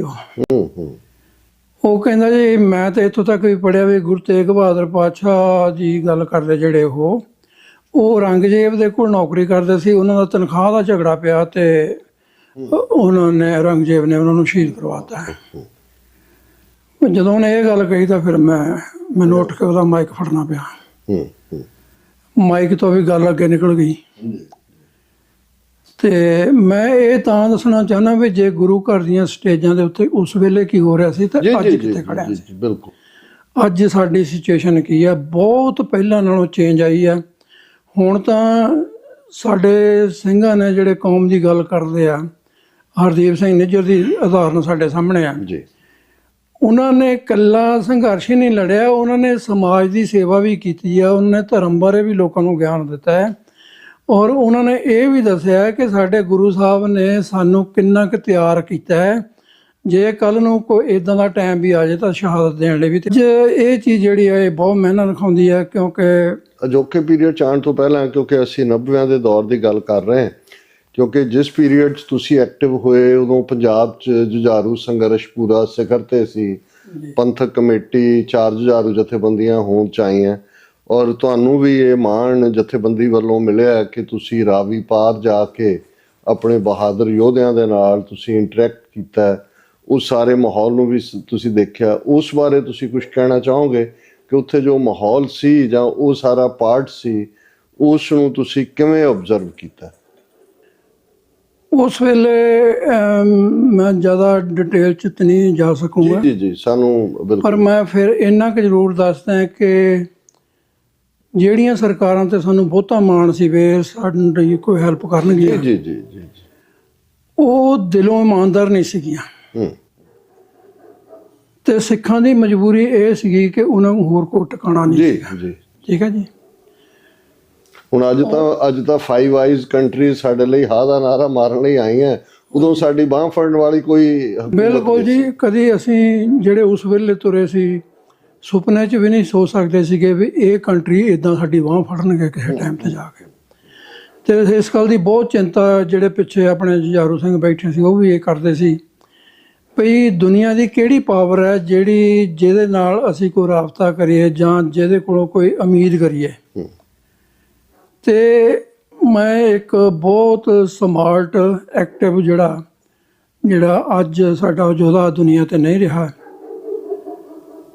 ਉਹਦੀ ਇੱਕ ਗੱਲ ਜਿਹੜੀ ਮੈਨੂੰ ਯਾਦ ਆ ਜੀ ਕਿ ਭਾਈ ਸਾਹਿਬ ਜੀ ਜਿੱਥੇ ਅਸੀਂ ਬੈਠੇ ਹਾਂ ਨਾ, ਇੱਥੋਂ ਸਾਨੂੰ ਕੁਛ ਨਹੀਂ ਲੱਭਣਾ, ਸਾਨੂੰ ਇੱਥੋਂ ਨਿਕਲਣਾ ਪੈਣਾ। ਤੇ ਮੈਂ ਇਹ ਗੱਲ ਜਿਹੜੀ ਆ ਜਦੋਂ ਡਾਕਟਰ ਪ੍ਰੀਤਮ ਸਿੰਘ ਸੇਖੋਂ ਦੇ ਹਵਾਲੇ ਡਾਕਟਰ ਪ੍ਰੀਤਮ ਸੇਖੋਂ ਜੀ ਦੀ ਗੱਲ ਕਰਦਾ ਜੀ ਮੈਂ, ਉਹ ਬੜੇ ਐਕਟਿਵ ਤੇ ਸਮਾਰਟ ਲਿਬਰੇਸ਼ਨ ਫੋਰਸ ਦੇ ਚੀਫ ਵੀ ਰਹੇ। ਹੁਣ ਇੱਥੋਂ ਤੱਕ ਦੇਖ ਲਓ ਵੀ ਅਸੀਂ ਹੁਣ ਅੱਜ ਕਿਸੇ ਨੂੰ ਵੀ ਕਹਿ ਦਈਏ, ਏਜੰਸੀਆਂ ਨੂੰ ਕਹਿ ਦਈਏ, ਨਾਲ ਦੇ ਸਿੰਘਾਂ ਨੂੰ ਕਹਿ ਦਈਏ, ਕਿਸੇ ਨੂੰ ਕਹਿ ਦਈਏ, ਪਰ ਉਹਨਾਂ ਦੀ ਜਾਨ ਲੈਣ ਲੱਗਿਆਂ ਵੀ ਉਹਨਾਂ ਨੇ ਸੰਕੋਚ ਨਹੀਂ ਕੀਤਾ। ਇਹ ਇੱਕ ਅੱਜ ਤੱਕ ਮਿਸਟਰੀ ਹੈ ਕਿ ਉਹਨਾਂ ਦੇ ਨਾਲ ਕੀ ਹੋਇਆ। ਇਸ ਵੱਲ ਜਾਣ ਤੋਂ ਪਹਿਲਾਂ ਤੁਸੀਂ ਉੱਥੇ ਜਦੋਂ ਗਏ, ਕਿਉਂਕਿ ਤੁਸੀਂ ਪੰਜਾਬ ਦਾ ਮਾਹੌਲ 80s ਦਾ ਦੇਖਿਆ ਹੋਇਆ ਸੀ, ਬਾਹਰ ਡਾਇਸਪੋਰਾ ਦੇ ਵਿੱਚ ਕਿੰਨੀਆਂ ਹੋਪ ਸੀ ਕਿਉਂਕਿ ਸਾਡਾ ਸਭ ਕੁਝ ਹੀ ਜੁਝਾਰੂ ਲਹਿਰ ਦੇ ਨਾਲ ਜੁੜਿਆ ਹੋਇਆ ਸੀ, ਪਰ ਤੁਸੀਂ ਜਦੋਂ ਗਰਾਊਂਡ ਦੇ ਉੱਤੇ ਦੇਖਿਆ ਤਾਂ ਤੁਸੀਂ ਕੀ ਆਬਜ਼ਰਵ ਕੀਤਾ? ਤੁਹਾਨੂੰ ਕੀ ਲੱਗਾ ਕਿ ਵੀ ਇਹ ਸਭ ਕਿੱਧਰ ਨੂੰ ਲੈ ਕੇ ਜਾਏਗਾ? ਉਹਦੇ 'ਚ ਇਹ ਸੀਗਾ ਜੀ, ਸਭ ਤੋਂ ਵੱਡੀ ਚੀਜ਼ ਜਿਹੜੀ ਦੇਖਣ ਵਾਲੀ ਇਹ ਸੀ ਕਿ ਜਿਨ੍ਹਾਂ ਤੇ ਉੱਤੇ ਬਹੁਤ ਵੱਡੀਆਂ ਅਸੀਂ ਉਮੀਦਾਂ ਲਾਈਆਂ ਸੀਗੀਆਂ, ਬਾਅਦ ਵਿੱਚ ਉਹਨਾਂ ਦੇ ਮੂੰਹੋਂ ਇਹ ਵੀ ਗੱਲਾਂ ਸੁਣਨ ਨੂੰ ਮਿਲੀਆਂ ਕਿ ਇਹ ਕੌਮ ਫੈਸਲਾ ਕਰੇ ਜੀ, ਅਸੀਂ ਦੂਜਾ ਸੰਘਰਸ਼ ਵੀ ਲੜਨ ਨੂੰ ਤਿਆਰ ਹਾਂ, ਅਸੀਂ ਪੋਲੀਟੀਕਲ ਲੀਡਰ ਵੀ ਬਣਨ ਨੂੰ ਤਿਆਰ ਹਾਂ, ਜੋ ਕੌਮ ਫੈਸਲਾ ਕਰੂਗੀ।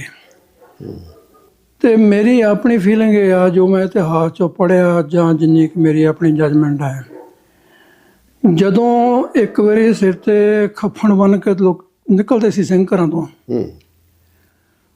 ਉਹ ਫਿਰ ਇਹ ਨਹੀਂ ਸੀ ਦੇਖਦੇ ਵੀ ਮੈਨੂੰ ਕੌਮ ਲੀਡਰ ਮੰਨੂਗੀ ਜਾਂ ਨਹੀਂ ਮੰਨੂਗੀ, ਮੈਨੂੰ ਕਿਹੜੀ ਜਗ੍ਹਾ ਦਊਗੀ। ਉਹ ਕਹਿੰਦਾ ਸੀ ਮੇਰੀ ਗੁਰੂ ਨੇ ਡਿਊਟੀ ਲਾਈ ਆ ਵੀ ਮੈਂ ਤਾਂ ਉਹ ਡਿਊਟੀ ਕਰਨੀ ਆ। ਇੱਦਾਂ ਦੀ ਭਾਵਨਾ ਮਿਸਿੰਗ ਸੀ ਉੱਥੇ। ਭਈ ਮੇਰੀ ਜਿਹੜੀ ਬਹੁਤ ਭਾਰੂ ਸੀਗੀ।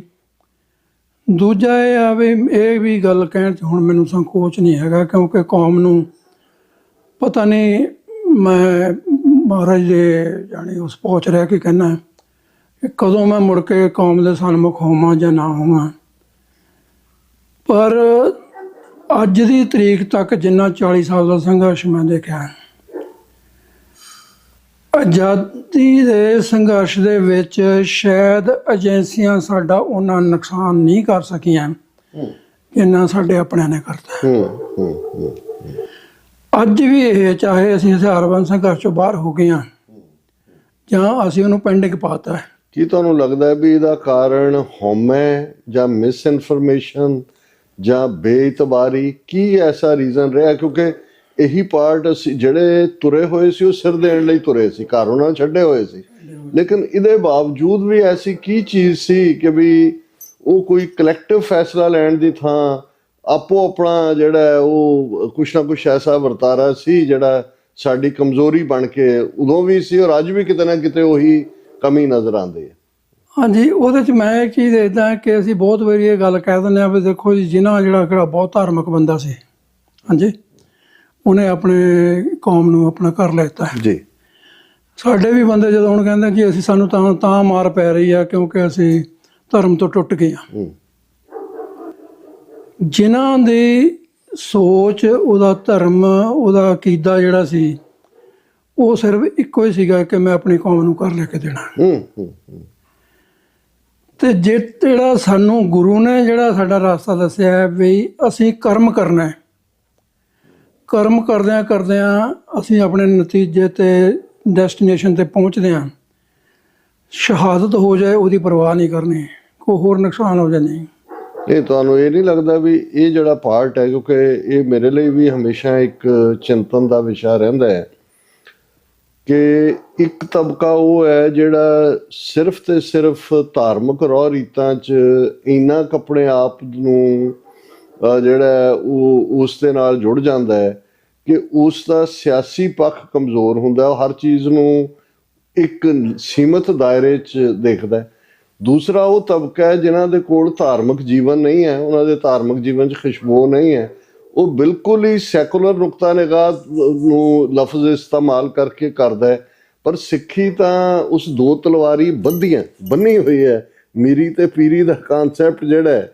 ਤੁਹਾਨੂੰ ਇਹ ਨਹੀਂ ਲੱਗਦਾ ਵੀ ਇਹ ਵੀ ਇੱਕ ਕਿਤੇ ਨਾ ਕਿਤੇ ਰੀਜ਼ਨ ਸੀ ਕਿ ਬਹੁਤ ਸਾਰਾ ਇੱਕ ਤਬਕਾ ਤਾਂ ਰਹੁ ਰੀਤਾਂ ਦੇ ਨਾਂ ਥੱਲੇ ਹੀ ਉਲਝਣ ਨੂੰ ਉੱਥੇ ਬੈਠ ਕੇ ਵੀ, ਹਾਲਾਂ ਗੈਰ ਮੁਲਕ 'ਚ ਬੈਠ ਕੇ ਵੀ ਅਸੀਂ ਉਹਨਾਂ ਇਸ਼ੂਜ਼ ਨੂੰ ਉਭਾਰ ਲਿਆ ਜਿਹੜੇ ਕੋਈ ਇਸ਼ੂ ਵੀ ਨਹੀਂ ਸੀ, ਤੇ ਦੂਸਰੇ ਪਾਸੇ ਜਿਹੜਾ ਇੱਕ ਤਬਕਾ ਬਿਲਕੁਲ ਜਿਹੜਾ ਧਰਮ ਦੇ ਉੱਤੇ ਖੜਾ ਵੀ ਨਹੀਂ ਸੀ, ਉਹਨਾਂ ਦੇ ਆਪਣੇ ਜੀਵਨ 'ਚ ਧਰਮ ਦੀ ਖੁਸ਼ਬੂ ਨਹੀਂ ਸੀ, ਲੇਕਿਨ ਉਹ ਸਾਡੀ ਜਿਹੜੀ ਹੈ ਕਮਾਂਡ ਲੈਣਾ ਚਾਹੁੰਦੇ ਸੀ। ਉਹਦੇ 'ਚ ਡਾਕਟਰ ਸਾਹਿਬ ਮੈਂ ਇਸ ਗੱਲੋਂ ਮੈਂ ਬਹੁਤ ਜ਼ਿਆਦਾ ਸਪਸ਼ਟ ਹੈਗਾ ਕਿ ਇੱਕ ਤਾਂ ਜਿਹੜੇ ਸ਼ਹਾਦਤਾਂ ਦੇ ਗਏ ਜਾਂ ਦੇਣ ਲਈ ਤਿਆਰ ਬੈਠੇ ਆ, ਇੱਕ ਉਹਨਾਂ ਦਾ ਪਾਰਟ ਹੈ। ਦੂਜਾ ਜਿਵੇਂ ਤੁਸੀਂ ਕਿਹਾ ਵੀ ਜਿਹੜੇ ਅੰਦਰ ਬੈਠ ਕੇ 6-6 ਘੰਟੇ ਦਾ ਚੌਂਕੜਾ ਮਾਰਦੇ ਆ, ਸਵਾਰ ਉਹ ਵੀ ਕੁਛ ਨਹੀਂ ਸਕੇ ਕੌਮ ਦਾ। ਜਿਵੇਂ ਜਦੋਂ ਅਸੀਂ ਸਿੱਖ ਰਹਿਤ ਮੈਂ ਇਹ ਕਹਿਣਾ ਚਾਹੁੰਦਾ ਆਪਣੀ ਤਾਂ ਉਹ ਨਿਭਾ ਗਏ ਜੀ, ਅਤ ਹੀ ਰਣ ਮੈਂ ਤਬ ਜੂਝ ਮਰੋ, ਉਹਨਾਂ ਦੀ ਚਾਹਨਾ ਪੂਰੀ ਹੋਈ, ਲੇਕਿਨ ਜਿਹੜਾ ਨਿਸ਼ਚੈ ਕਰ ਆਪਣੀ ਜੀਤ ਕਰੋ ਜਿਹੜਾ ਸੀ ਕਿ ਵੀ ਸਟ੍ਰੈਟੇਜਾਈਜ਼ ਕਰਕੇ ਘੱਟ ਨੁਕਸਾਨ ਕਰਵਾ ਕੇ ਆਪਣੀ ਮੰਜ਼ਿਲ ਤੱਕ ਆਉਣਾ, ਇਹ ਨਹੀਂ ਤੁਹਾਨੂੰ ਲੱਗਦਾ ਵੀ ਕਿਤੇ ਨਾ ਕਿਤੇ ਇਸ ਐਂਗਲ ਤੋਂ ਅਸੀਂ ਕੋਈ ਬਹੁਤੇ ਫੋਕਸ ਨਹੀਂ ਰਹਿ ਸਕੇ? ਕਿਉਂਕਿ ਸਾਡੇ 'ਚ ਫਿਰ ਨਿਸ਼ਚੈ ਦੀ ਘਾਟ ਆ ਗਈ ਨਾ। ਅੱਜ ਤੁਸੀਂ ਜਿਹੜਾ ਬੱਚਾ ਪੜ੍ਹਦਾ ਯੂਨੀਵਰਸਿਟੀ 'ਚ, ਕਾਲਜ 'ਚ, ਉਹਨੂੰ ਵੀ ਇਹ ਸਵਾਲ ਆਪਾਂ ਕਰਾਂਗੇ ਤਾਂ ਉਹ ਮੋਹਰੋਂ ਇਹੀ ਜਵਾਬ ਦਿੰਦਾ ਹੈ ਕਿ ਕਮਿਟਮੈਂਟ ਨਹੀਂ ਰਹਿ ਗਈ। ਫਿਰ ਅਸੀਂ ਇਹ ਚੀਜ਼ ਜਿਹੜੀ ਆ ਮੈਂ ਜ਼ਰੂਰ ਕਿ ਮੈਂਸ਼ਨ ਕਰਨੀ ਚਾਹੁੰਦਾ ਕਿ ਮੇਰਾ ਆਪਣਾ ਵਿਸ਼ਵਾਸ ਹੈ ਕਿ ਗੁਰਬਾਣੀ ਜਿਹੜੀ ਆ ਇਹ ਤੁਹਾਡਾ ਤੀਜਾ ਨੇਤਰ ਹੈ। ਜੀ ਹਾਂ, ਜੀ ਹਾਂ, ਬਿਲਕੁਲ। ਇਹ ਤੁਹਾਨੂੰ ਆਉਣ ਵਾਲੇ ਸਮੇਂ ਦੀਆਂ ਹਵਾਵਾਂ ਤੋਂ ਪਾਛਾਵਾਂ ਦੇਖ ਕੇ ਦੱਸ ਦਿੰਦਾ ਵੀ ਕੀ ਹੋਣ ਵਾਲਾ ਹੈ। ਬਿਲਕੁਲ। ਤੇ ਜੇ ਤੁਹਾਨੂੰ ਇਹ ਚੀਜ਼ ਜਿਹੜੀ ਆ ਰਸਤਾ ਨਹੀਂ ਦਿਖਾ ਰਹੀ ਤਾਂ ਫਿਰ ਕਿਤੇ ਨਾ ਕਿਤੇ ਉਹ ਸਾਡਾ ਜਿਹੜਾ ਪਾਰਟ ਹੈ ਕਮਜ਼ੋਰ ਹੈ। ਨਹੀਂ, ਔਰ ਈਵਨ ਅਸੀਂ ਜਿਹੜੀਆਂ ਪ੍ਰਮੁੱਖ ਸੰਸਥਾਵਾਂ 'ਚੋਂ ਸਾਡੀ ਸੰਘਰਸ਼ ਦੀ ਸ਼ੁਰੂਆਤ ਹੋਈ, ਜੇ ਅੱਜ ਉਹਨਾਂ 'ਚੋਂ ਬਹੁਤਿਆਂ ਦਾ ਕਿਰਦਾਰ ਦੇਖੀਏ ਕਿ ਵੀ ਜਿਹੜਾ ਤਾਂ ਕੌਮੀ ਕੌਜ਼, ਇੱਕ ਪਾਸੇ ਤਾਂ ਸੰਤ ਪਿੰਡਾਂ ਵਾਲਿਆਂ ਦੇ ਅਲਫਾਜ਼ ਨੇ ਵੀ ਜਿਸ ਦਿਨ ਭਾਰਤੀ ਫੌਜ ਦੇ ਪੈਰ ਦਰਬਾਰ ਸਾਹਿਬ ਦੀ ਹਦੂਦ 'ਚ ਪਏ ਖਾਲਿਸਤਾਨ ਦੀ ਨੀਂਹ ਰੱਖੀ ਜਾਵੇਗੀ, ਪਰ ਖਾਲਿਸਤਾਨ ਤੋਂ ਟਾਲਾ ਵੱਟ ਕੇ ਜਾਂ ਪਿੱਠ ਕਰਕੇ ਤੁਸੀਂ ਉਹਨਾਂ ਇਸ਼ੂਜ਼ ਦੇ ਉੱਤੇ ਜਿਹੜਾ ਉਹ ਉਲਝ ਗਏ ਜਾਂ ਉਲਝਾ ਦਿੱਤੇ ਗਏ ਹੋ, ਤਾਂ ਮੈਨੂੰ ਇਹ ਲੱਗਦਾ ਹੈ ਕਿ ਵੀ ਇਹ ਇੱਕ ਬਹੁਤ ਵੱਡੀ ਫੇਲਿਅਰ ਹੋਈ ਹੈ, ਜਿਹਦਾ ਨਤੀਜਾ ਹੈ ਕਿ ਉਹੀ ਡਿਸਕਰੰਟਡ ਅਕਾਲੀ ਵਾਪਸ ਆਏ ਪੰਜਾਬ 'ਚ, ਉਹੀ ਕਾਂਗਰਸੀ ਤੇ ਭੰਤਾ ਤੇ ਉਹਦੀ ਉਹ ਸਾਰਾ ਕੇਜਰੀਵਾਲ ਦੀ ਬੇਈਮਾਨ ਟੀਮ ਜਿਹੜੀ ਹੈ, ਉਹਨਾਂ ਨੇ ਆ ਕੇ ਉਹੀ ਦੌਰ ਜੋ ਬੁੱਚੜ ਬੇਅੰਤੇ ਦੇ ਪੀਰੀਅਡ ਦਾ ਸੀ ਉਸ ਕਿਸਮ ਦਾ ਜਿਹੜਾ ਉਹ ਦੁਬਾਰਾ ਸਿਰਜ ਕੇ ਰੱਖ ਦਿੱਤਾ। ਹੁਣ ਤੁਸੀਂ ਜਿਹੜੀ ਗੱਲ ਕੀਤੀ ਹੈ ਵੀ ਉਹ ਉਲਝ ਗਏ ਜਾਂ ਉਲਝਾ ਦਿੱਤੇ ਗਏ, ਜੀ ਜੀ, ਤੁਸੀਂ ਵੀ ਜ਼ਿੰਦਗੀ ਇਸ ਕੰਮ ਚਲਾਈ ਜੀ ਜੀ ਜੀ ਜੀ, ਤੇ ਅਸੀਂ ਵੀ ਜ਼ਿੰਦਗੀ ਦਾ ਵੱਡਾ ਹਿੱਸਾ ਜਿਹੜਾ ਉਹ ਇਸ ਕੰਮ ਚਲਾਇਆ ਜੀ। ਜੇ ਤਾਂ ਗੁਰੂ ਨਾਲ ਕਮਿਟਮੈਂਟ ਹੈ ਤਾਂ ਸਾਨੂੰ ਕੋਈ ਨਹੀਂ ਉਲਝਾ ਸਕਦਾ। ਨਹੀਂ, ਮੈਂ ਜਿਵੇਂ ਕਹਾਂਗਾ ਵੀ ਜਿਵੇਂ ਸੰਤਾਂ ਦੀ ਸ਼ਹਾਦਤ ਤੋਂ ਮੁਨਕਰ ਹੋਣਾ, ਹਾਂਜੀ, ਇਹ ਪਹਿਲਾ ਸਟੈਪ ਸੀ ਉਸੇ- ਜਿਹਨੇ ਡਿਵੀਏਟ ਕਰਨਾ ਸ਼ੁਰੂ ਕਰ ਦਿੱਤਾ। ਇਹ ਵੱਡਾ ਇਸ਼ੂ ਬਣ ਗਿਆ। ਔਰ ਮੈਂ ਤਾਂ ਕਿਉਂਕਿ ਖੁਦ ਇਹ ਸਾਰੇ ਦੁਖਾਂਤ ਨੂੰ ਝੇਲਿਆ, ਅੱਜ ਤੱਕ ਵੀ ਝੇਲ ਰਹੇ ਹਾਂ ਕਿ ਜੀ ਇਹ ਸੰਤਾਂ ਨੂੰ ਸ਼ਹੀਦ ਕਹਿੰਦੇ ਨੇ। ਹਾਂਜੀ, ਹਾਲਾਂ ਜਿਹੜੇ ਈਵਨ ਆਬਜੈਕਟ ਕਰਨ ਵਾਲੇ ਸੀ ਉਹਨਾਂ ਦੀ ਸਿੱਖੀ 'ਚ ਕੋਈ ਕਮੀ ਨਹੀਂ ਸੀ ਉਹਨਾਂ ਦਾ, ਪਰ ਉਹਨਾਂ ਨੂੰ ਉਸ ਕਿਸਮ ਦੇ ਏਜੰਡੇ ਦੇ ਉੱਤੇ ਤੋਰ ਦਿੱਤਾ ਗਿਆ ਕਿ ਉਹ ਉਹਨਾਂ ਦੇ ਲਈ ਰਿਵਰਸ ਕਰਨਾ ਵੀ ਜਿਹੜਾ ਔਖਾ ਹੋ ਗਿਆ। ਔਰ ਨਤੀਜਾ ਅਸੀਂ ਇੱਕ ਡਿਫਰੈਂਟ ਕਿਸਮ ਦੀ ਡਿਬੇਟ ਦੇ ਵਿੱਚ ਉਲਝ ਗਏ। ਡਾਕਟਰ ਸਾਹਿਬ, ਗੱਲ ਇਹ ਹੈ ਵੀ ਇਹ ਤਾਂ ਨਾ ਤੁਹਾਡੇ ਨਾ ਮੇਰੇ ਵੱਸ 'ਚ ਹੈਗਾ ਕਿ ਕਿਹਦੀ ਸਿੱਖੀ ਕਿੱਦਾਂ ਦੀ ਹੈ, ਕਿੰਨੀ ਕਮਿਟਮੈਂਟ ਹੈ। ਪਰ ਇਹ ਜ਼ਰੂਰ ਮੈਂ ਇਹ ਕਹਿਣਾ ਚਾਹੁੰਦਾ ਕਿ ਪਰਮਾਤਮਾ ਨੇ ਸਭ ਨੂੰ ਬੁੱਧੀ ਦਿੱਤੀ ਹੈ। ਮਨੁੱਖ ਤੇ ਜਾਨਵਰ 'ਚ ਇਹੀ ਫਰਕ ਹੈ। ਜਾਨਵਰ ਨਹੀਂ ਸੋਚ ਸਕਦਾ, ਜਾਂ ਉਹਨੂੰ ਤੁਸੀਂ ਸਿਖਾ ਸਕਦੇ ਜਿੰਨਾ ਉਹ ਸਿੱਖ ਜਾਂਦਾ ਹੈ, ਜਾਂ ਫਿਰ ਉਹ ਮਤਲਬ ਜਿਹੜੇ ਮਰਜ਼ੀ ਰਾਹ ਤੁਰ ਜਾਂਦਾ ਹੈ। ਤੇ ਮਨੁੱਖ ਦੇ ਵਿੱਚ ਇਹੀ ਹੈ ਕਿ ਉਹ ਆਪਣੀ ਬੁੱਧੀ ਵਰਤ ਕੇ ਸਹੀ ਰਾਹ ਚੁਣ ਸਕਦਾ ਹੈ। ਜਿਵੇਂ ਤੁਸੀਂ ਕਿਹਾ ਵੀ ਸੰਤਾਂ ਨੂੰ ਸ਼ਹੀਦ ਕਹਿਣ ਦੇ ਉੱਤੇ ਤੁਹਾਨੂੰ ਬਹੁਤ ਕੁਝ ਫੇਸ ਕਰਨਾ ਪਿਆ, ਕਿਉਂਕਿ ਸਾਡਾ ਫੀਲਡ ਇੱਕ ਹੈ, ਅਸੀਂ ਸਾਰਿਆਂ ਨੇ ਸਾਰਾ ਕੁਝ ਚੱਲਿਆ। ਅੱਜ ਵੀ ਬਹੁਤ ਸਾਰੇ ਲੋਕ ਜਿਹੜੇ ਆ ਉਹ ਕਹਿੰਦੇ ਵੀ ਇਹ ਟਕਸਾਲ ਵਿਰੋਧੀ ਹੈ। ਉਹਨਾਂ ਵੀਰਾਂ ਲਈ ਵੀ ਮੇਰਾ ਇਹ ਮੈਸੇਜ ਆ ਵੀ ਮੈਂ ਟਕਸਾਲੀ ਹਾਂ, ਨਾ ਮੈਂ ਮਿਸ਼ਨਰੀ ਹਾਂ, ਮੈਂ ਗੁਰੂ ਦਾ ਸਿੱਖ ਹਾਂ। ਮੈਂ ਅਕਾਲ ਤਖਤ ਸਾਹਿਬ ਨੂੰ ਸੁਪਰੀਮ ਮੰਨਦਾ ਤੇ ਮੇਰਾ ਗੁਰੂ ਜਿਹੜਾ ਉਹ ਸ਼ਬਦ ਗੁਰੂ ਆ। ਇਸ ਤੋਂ ਇਲਾਵਾ ਹੋਰ ਮੇਰੇ ਕਿਸੇ ਨਾਲ ਕੋਈ ਕਮਿਟਮੈਂਟ ਨਹੀਂ ਹੈਗੀ। ਜੀ। ਹਾਂ, ਇਹ ਗੱਲ ਜਿਹੜੀ ਹੈ ਕਿ ਜਦੋਂ ਆਪਾਂ ਗੱਲ ਕਰਦੇ ਹਾਂ ਸੰਤਾਂ ਦੀ, ਸੰਤਾਂ ਦੇ ਟਾਈਮ ਤੇ ਵੀ ਇਹ ਇਸ਼ੂ ਜਿਹੜੇ ਆ ਉਹ ਜੀ ਉੱਭਰਦੇ ਸੀ। ਮੀਟ ਖਾਣਾ ਚਾਹੀਦਾ, ਨਹੀਂ ਖਾਣਾ ਚਾਹੀਦਾ, ਕੋਈ 10 ਗ੍ਰੰਥ ਦਾ ਇਸ਼ੂ ਆ ਗਿਆ, ਕੋਈ ਹੋਰ ਆ ਗਿਆ, ਪਰ ਉਹਨਾਂ ਨੇ ਕਿਸੇ ਚੀਜ਼ ਨੂੰ ਤਰਜੀਹ ਨਹੀਂ ਦਿੱਤੀ। ਉਹਨਾਂ ਨੇ ਫੋਕਸ ਕੀਤਾ ਆਪਣੀ ਲੜਾਈ 'ਤੇ। ਹਾਂ, ਜਦੋਂ ਤੁਹਾਡੀ ਹੋਂਦ ਦੀ ਲੜਾਈ ਹੁੰਦੀ ਹੈ, ਦੇਖੋ ਕਿਸੇ ਵੀ ਫੇਥ ਦੇ ਵਿੱਚ ਧਾਰਮਿਕ ਮੁੱਦਿਆਂ ਦੇ ਉੱਤੇ ਮਤਭੇਦ ਹੁੰਦੇ ਨੇ, ਹੋਣਗੇ ਵੀ। ਜਿਸ ਨੂੰ ਇੱਕ ਆਜ਼ਾਦ ਫਿਜ਼ਾ ਦੇ ਵਿੱਚ ਤੁਹਾਡੇ ਵਿਦਵਾਨ, ਜਥੇਦਾਰ, ਗੁਰਮੁਖ, ਸੰਤ, ਪਰੰਪਰਾਵਾਂ, ਜਥੇ, ਟਕਸਾਲ, ਇਹ ਸਾਰੇ ਉਹਨੂੰ ਹੱਲ ਕਰ ਸਕਦੇ ਨੇ, ਕਿਉਂਕਿ ਇਸ ਵੇਲੇ ਸਾਡੀ ਲੜਾਈ ਖਾਲਿਸਤਾਨ ਦੀ ਕਾਇਮੀ ਦੇ ਨਾਲ ਫੋਕਸਡ ਹੈ, ਸਾਡੀ ਹੋਂਦ ਦੀ ਲੜਾਈ ਹੈ। ਸੋ ਮੈਂ ਸਮਝਦਾ ਵੀ ਜਿਹੜੇ ਵੀ ਵੀਰ ਭੈਣਾਂ ਅਸੀਂ ਇਹਨਾਂ ਇਸ਼ੂ 'ਚ ਉਲਝਦੇ ਹਾਂ, ਅਸੀਂ ਕਿਤੇ ਨਾ ਕਿਤੇ ਸਰਕਾਰ ਦੇ ਖਾਤੇ 'ਚ ਡਿੱਗਦੇ ਹਾਂ। ਪਰ ਮੈਂ ਨਾਲ ਹੁਣ ਅੱਗੇ ਤੁਰਾਂ, ਕਿਉਂਕਿ ਮੈਂ ਤੁਹਾਡੀ ਜ਼ਿੰਦਗੀ ਦੇ ਜਿਹੜੇ ਕੀਮਤੀ ਆਸਪੈਕਟ ਨੇ, ਕਿਉਂਕਿ ਤੁਸੀਂ ਸਿੱਖ ਯੂਥ ਆਫ ਅਮਰੀਕਾ ਤੋਂ ਬਾਅਦ ਆਪਣਾ ਸਫ਼ਰ ਸ਼੍ਰੋਮਣੀ ਅਕਾਲੀ ਦਲ ਅੰਮ੍ਰਿਤਸਰ ਦੇ ਵਿੱਚ ਸ਼ੁਰੂ ਕੀਤਾ। ਉਹ ਇੱਕ ਅਨਫੋਰਚੂਨੇਟ ਹਾਲਾਤ ਸੀ, ਪਰ ਤੁਹਾਡੀ ਸਿਧਾਂਤਕ ਪੋਜੀਸ਼ਨ ਸੀ, ਤੁਸੀਂ ਆਪਣੇ ਪੋਜੀਸ਼ਨ 'ਤੇ ਰਹੇ। ਔਰ ਇਸ ਸਾਰੇ ਪੀਰੀਅਡ 'ਚ ਤੁਸੀਂ ਸ਼੍ਰੋਮਣੀ ਅਕਾਲੀ ਦਲ ਅੰਮ੍ਰਿਤਸਰ ਨੂੰ ਅਮਰੀਕਾ ਦੇ ਵਿੱਚ ਵੀ ਜਥੇਬੰਦ ਕੀਤਾ। ਔਰ ਜਦੋਂ ਕਾਲ ਆਈ ਸਰਬੱਤ ਖਾਲਸਾ 2015 ਦੀ, ਤੁਸੀਂ ਗਏ, ਪਾਰਟਿਸਿਪੇਟ ਕੀਤਾ। ਮਤੇ ਜਿਹੜੇ ਪਾਸ ਹੋਏ ਉਹਦੇ 'ਚ ਵੀ ਤੁਸੀਂ ਇੱਕ ਅਹਿਮ ਰੋਲ ਅਦਾ ਕੀਤਾ। ਔਰ ਉਸ ਤੋਂ ਬਾਅਦ ਬਾਦਲ ਸਰਕਾਰ ਨੇ ਤੁਹਾਨੂੰ ਝੂਠੇ ਕੇਸ 'ਚ ਵੀ ਉਲਝਾਇਆ ਸਰਬੱਤ ਖਾਲਸਾ ਦੇ ਨਾਲ ਜਿਹੜਾ ਜੁੜਿਆ ਹੋਇਆ। ਸੋ ਇਸ ਸਫ਼ਰ ਦਾ ਤੁਸੀਂ ਦੱਸੋ ਕਿ ਕਿਉਂਕਿ ਪਹਿਲਾਂ ਸਿੱਖ ਯੂਥ ਆਫ ਅਮਰੀਕਾ ਦੇ ਥੱਲੇ ਤੁਸੀਂ ਡਾਇਸਪੋਰਾ ਦੇ ਵਿੱਚ ਆਪਣੀਆਂ ਸੇਵਾਵਾਂ ਦਿੱਤੀਆਂ, ਰਾਵੀ ਪਾਰ ਵੀ ਤੁਹਾਡਾ ਜੋ ਬਣਦਾ ਇੱਥੋਂ ਦਾ ਤੁਹਾਡਾ ਰੋਲ ਸੀ ਤੁਸੀਂ ਅਦਾ ਕੀਤਾ। ਪੰਜਾਬ ਦੀ ਧਰਤੀ 'ਤੇ ਜਾ ਕੇ ਜਿੱਥੇ ਅਸਲ ਲੜਾਈ ਲੜੀ ਗਈ ਜਾਂ ਲੜੀ ਜਾਣੀ ਹੈ, ਜਾਂ ਜਿਹੜੀ ਫਿਊਚਰ ਹੈ ਸਾਡਾ ਉਹਦੇ ਨਾਲ ਜੁੜਿਆ ਹੋਇਆ, ਇਸ ਆਪਣੇ ਐਕਸਪੀਰੀਅੰਸ ਬਾਰੇ ਦੱਸੋ ਕਿ ਵੀ ਤੁਸੀਂ ਉੱਥੇ ਜਾ ਕੇ ਕਿਵੇਂ ਜਿਹੜਾ ਉਹ ਸਾਰੇ ਸਫ਼ਰ ਨੂੰ ਤੈਅ ਕੀਤਾ, ਜਾਂ ਤੁਹਾਡੀਆਂ ਕੀ ਫਰਸਟ੍ਰੇਸ਼ਨਸ ਨੇ ਉਸ ਪੰਜਾਬ ਦੇ ਮਾਹੌਲ 'ਚ। ਕੀ ਤੁਹਾਨੂੰ ਲੱਗਦਾ ਹੈ ਸਾਡੀਆਂ ਪੰਜਾਬ ਦੀ ਧਰਤੀ ਦੀਆਂ ਸਟਰੈਂਥਸ ਨੇ ਜਿਨ੍ਹਾਂ ਦੇ ਉੱਤੇ ਅਸੀਂ ਆਉਣ ਵਾਲੇ ਪੀਰੀਅਡ 'ਚ ਹੋਰ ਵੀ ਉਹਨਾਂ ਨੂੰ ਅੱਗੇ ਤੋਰ ਸਕਦੇ ਹਾਂ ਮਜ਼ਬੂਤੀ ਦੇ ਨਾਲ? ਇੱਕ ਫਿਰ ਮੇਰੇ ਦਿਮਾਗ 'ਚੋਂ ਨਾ ਨਿਕਲ ਜਾਏ, ਇੱਕ ਸ਼ਬਦ ਤੁਸੀਂ ਯੂਜ਼ ਕੀਤਾ, ਫਰਸਟ੍ਰੇਸ਼ਨ। ਜੀ। ਮੇਰੀ ਭਾਵਨਾ ਇਹ ਹੈ ਕਿ ਮੇਰੀ ਆਲਮੋਸਟ 69 ਸਾਲ ਦੀ ਉਮਰ ਹੋ ਗਈ ਹੈ। ਕਿਸੇ ਵੀ ਸਮੱਸਿਆ ਨੂੰ ਲੈ ਕੇ, ਕਿਸੇ ਵੀ ਪੰਥਕ ਇਸ਼ੂ ਨੂੰ ਲੈ ਕੇ, ਕਿਸੇ ਲੜਾਈ ਨੂੰ ਲੈ ਕੇ ਮੈਨੂੰ ਫਰਸਟ੍ਰੇਸ਼ਨ ਨਹੀਂ ਹੋਈ ਕਦੀ। ਮੈਂ ਇਹ ਵਿਸ਼ਵਾਸ ਰੱਖਦਾ ਕਿ ਤੂੰ ਆਪਣਾ ਕਰਮ ਕਰ, ਜਿਹੜੀ ਚੀਜ਼ ਤੇਰੇ ਕੰਟਰੋਲ 'ਚ ਨਹੀਂ ਹੈ ਉਹ ਗੁਰੂ ਤੇ ਛੱਡ ਦੇ। ਵਾਹ। ਪਰ ਆਪਣੀ ਜਿਹੜੀ ਤੇਰੀ ਜ਼ਿੰਮੇਵਾਰੀ ਹੈ, ਜਿਹਦੇ ਲਈ ਤੈਨੂੰ ਗੁਰੂ ਨੇ ਹਿੰਮਤ ਵੀ ਦਿੱਤੀ ਆ, ਕੈਪੈਸਿਟੀ ਵੀ ਹੈ, ਉਹ ਤੋਂ ਨਾ ਭੱਜ। ਬਾਕੀ ਰਹੀ ਗੱਲ ਜਿਹੜੀ ਹੁਣ ਸਿੱਖ ਜਦੋਂ ਅਮਰੀਕਾ ਦੇ ਵਿੱਚ ਆਉਣ ਤੋਂ ਬਾਅਦ ਅਸੀਂ ਬੜਾ ਜ਼ੋਰ ਲਾ ਕੇ ਕੰਮ ਕੀਤਾ, ਉਹਦੇ 'ਚ ਹਾਂ ਕੋਈ ਸ਼ੱਕ ਨਹੀਂ। ਮੈਂ ਉਹਨਾਂ ਸਿੰਘਾਂ ਦੇ ਨਾਂ ਵੀ ਲਊਂਗਾ, ਚਾਹੇ ਉਹਨਾਂ ਨਾਲ ਮੇਰੀ ਕੋਈ ਸਿਧਾਂਤਕ ਵਿਰੋਧਤਾ ਤਾਂ ਨਹੀਂ ਸੀ, ਪਰ ਵਿਚਾਰਾਂ ਦਾ ਵਖਰੇਵਾਂ ਸੀ ਉਹਨਾਂ ਦੇ ਨਾਲ। ਹਾਂਜੀ, ਜਿਨ੍ਹਾਂ ਦੇ ਵਿੱਚ ਇਹਨੂੰ ਮੈਂ ਇੱਦਾਂ ਕਰਦਾ ਹੁੰਦਾ, ਜਿਹੜਾ ਕਿ ਇੱਕ ਗਰੁੱਪ ਬਣ ਗਿਆ, ਉਹਦੇ 'ਚ ਜਿਹੜਾ ਭਾਈ ਦਲਜੀਤ ਸਿੰਘ ਨਾਲ ਸਿੱਧੇ ਤੌਰ 'ਤੇ ਜੁੜਿਆ ਸੀ। ਇੱਕ ਗਰੁੱਪ ਉਹ ਬਣ ਗਿਆ ਜਿਹੜੇ ਭਾਈ ਹਰਪਾਲ ਸਿੰਘ ਚੀਮਾ ਤੇ ਭਾਈ ਪੰਜਵੜ ਜੀ ਉਹਨਾਂ ਦੇ ਨਾਲ ਜੁੜਿਆ ਸੀ।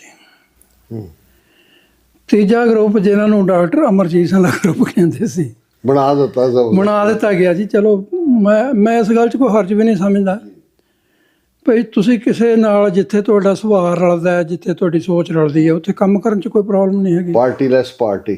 ਹਾਂਜੀ ਬਿਲਕੁਲ। ਉਹ ਇੱਕ ਵਾਰ ਇੱਕ ਆਇਆ ਕਿ ਜੀ ਸਾਨੂੰ ਕਿਸੇ ਵੀ ਪਾਰਟੀ ਦੇ ਥੱਲੇ ਨਹੀਂ ਲੜਨੀ ਚਾਹੀਦੀ ਚੋਣ। ਇਹ ਪੰਜਾਬ ਦੀ ਗੱਲ ਹੈ 90 ਦੀ। ਉਹ ਕਹਿੰਦਾ ਜੀ ਕੀ ਕਰਕੇ ਕੋਈ ਪਾਰਟੀ ਨਹੀਂ ਹੋਏ। ਉਹ ਕਹਿੰਦੇ ਫਿਰ ਤੁਹਾਡਾ ਨਾਂ ਹੋਏਗਾ ਪਾਰਟੀਲੈਸ ਪਾਰਟੀ। ਪਾਰਟੀ ਤੁਸੀਂ ਫਿਰ ਵੀ ਹੋਵੋਗੇ, ਤੁਹਾਨੂੰ ਪਾਰਟੀਲੈਸ ਪਾਰਟੀ ਕਹਿੰਦੇ। ਗੱਲ ਇਹ ਲਾ ਲਓ ਕਿ ਉਸ ਤੋਂ ਬਾਅਦ ਮੈਂ ਜੀ ਇਹ 91 'ਚ ਜੁਆਇਨ ਕੀਤੀ ਤੇ 2006 ਤੱਕ ਇਹ ਤੁਸੀਂ 2006 ਚ ਸ਼੍ਰੋਮਣੀ ਅਕਾਲੀ ਦਲ ਅੰਮ੍ਰਿਤਸਰ ਚ ਆਏ? ਨਹੀਂ ਜੀ 10 ਦੇ ਵਿੱਚ।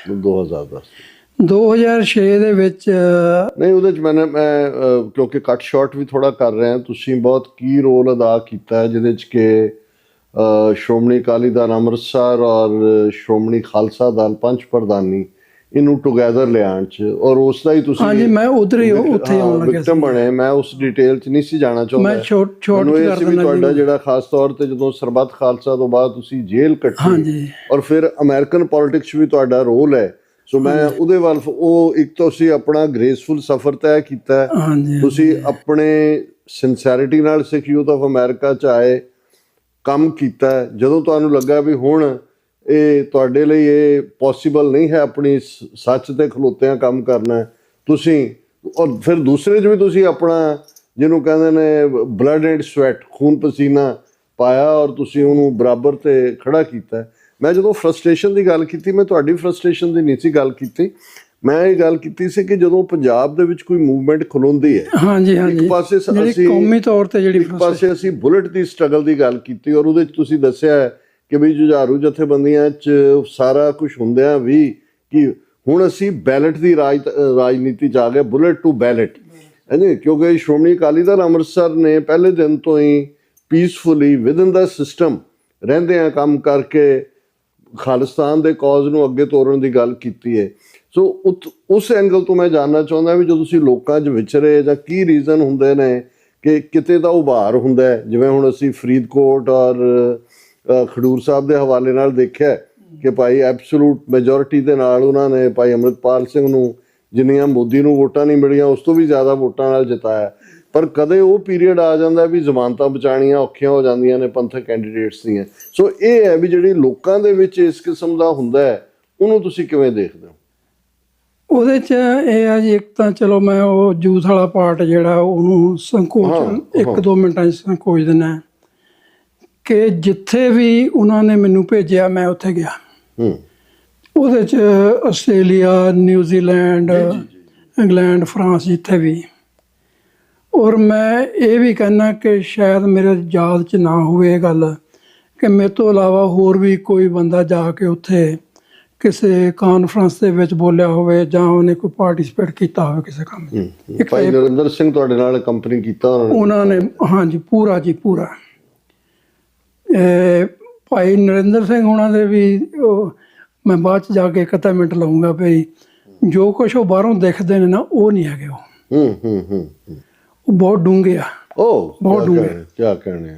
ਕਿਉਂਕਿ ਮੈਂ ਉਹਨਾਂ ਦਾ 2-3 ਵੀਕ ਉਹਨਾਂ ਦੇ ਨਾਲ ਰਿਹਾ। ਜੀ। ਸੋ ਜਿਹੜੀ ਗੱਲ ਯੂਥ ਦੀ ਸੀ ਉਹ ਇਹ ਸੀ ਬਈ ਸਾਡਾ ਤਾਂ ਪੇਕਾ ਨੇ ਉਹ ਜੀ ਵਾਸ਼ਿੰਗਟਨ, ਮੈਂ ਤਾਂ ਪੇਕਾ ਹੀ ਕਹਿੰਦਾ ਹੁੰਦਾ। ਸੋ ਅਸੀਂ ਜੇ ਭਾਵੇਂ ਵਿਚਾਰਾਂ ਦੇ ਵਖਰੇਵੇਂ ਵੀ ਸੀਗੇ ਪਰ ਫਿਰ ਵੀ ਕੰਮ ਅਸੀਂ ਇਕੱਠੇ ਕਰਦੇ ਸੀ।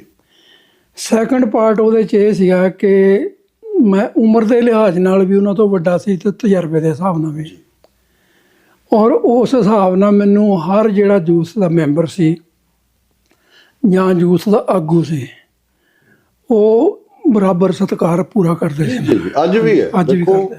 ਮੈਂ ਜਦੋਂ ਇੰਟਰੋਡਕਸ਼ਨ 'ਚ ਵੀ ਗੱਲ ਕੀਤੀ, ਕੁਝ ਸ਼ਖਸੀਅਤਾਂ ਉਹ ਹੁੰਦੀਆਂ ਨੇ ਜਿਨ੍ਹਾਂ ਨਾਲ ਭਾਵੇਂ ਮਤਭੇਦ ਵੀ ਹੋਣ, ਪਰ ਜਿਹੜਾ ਐਨਮੀ ਖੈਮੇ 'ਚ ਵੀ ਬੈਠਾ ਹੈ ਉਹ ਕਹੇਗਾ ਯਾਰ ਬੰਦਾ ਅੜਬ ਹੈ, ਕੌੜਾ ਹੈ, ਇਹਨੇ ਆਪਣਾ ਰਾਹ ਛੱਡ, ਪਰ ਬੰਦਾ ਬਹੁਤ ਇਮਾਨਦਾਰ ਹੈ, ਸਿੰਸੈਰ। ਸੋ ਤੁਹਾਡੀ ਪਰਸਨੈਲਿਟੀ ਨੂੰ ਕੋਈ ਵੀ ਕਿਸੇ ਖੈਮੇ 'ਚ ਬੈਠਾ ਵੀ ਜਿਹੜਾ ਹੈ ਉਹ ਤੁਹਾਨੂੰ ਸੈਲੂਟ ਹੀ ਕਰਦਾ।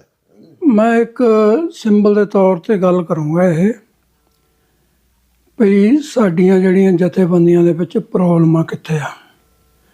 ਅਸੀਂ ਉਹ ਜਸਵੰਤ ਸਿੰਘ ਦੀ ਹੋਠੀ ਉਹ ਕਈ ਵਾਰੀ ਕਹਿੰਦੇ ਹੁੰਦੇ ਵੀ ਦੇਖੋ ਆਪਾਂ ਕਿਤੇ ਬੈਠੇ ਟੇਬਲ ਤੇ ਬੈਠੇ ਚਾਹ ਪੀਨੇ, ਉੱਥੇ ਲੜ ਪੈਂਦੇ, ਉੱਥੇ ਏਜੰਸੀਆਂ ਕਿੱਥੋਂ ਆਈਆਂ ਵਿੱਚ। ਬਿਲਕੁਲ। ਤੇ ਇਹ ਫਰੀ ਜਿਹੜੇ ਏਜੰਸੀਆਂ ਨੇ ਬਿਸਕੁਟ ਦਿੱਤੇ ਨਾ, ਇਹਦੇ 'ਚ ਕੁਝ ਬਾਤ ਇਹਦੇ 'ਚ ਕੁਛ ਇਹ ਫਰੀਮੌਂਟ ਗੁਰਦੁਆਰਾ ਸਾਹਿਬ ਦੇ ਵਿੱਚ ਮੀਟਿੰਗ ਸੀ ਯੂਥ ਦੀ, ਤੇ ਉਦੋਂ ਹਰਪਾਲ ਸਿੰਘ ਚੀਮਾ ਇੰਡੀਆ ਤੋਂ ਹੋ ਕੇ ਆਏ ਸੀ, ਸ਼ਾਇਦ ਮੈਰਿਜ ਕਰਵਾ ਕੇ ਆਏ ਸੀ ਉਦੋਂ।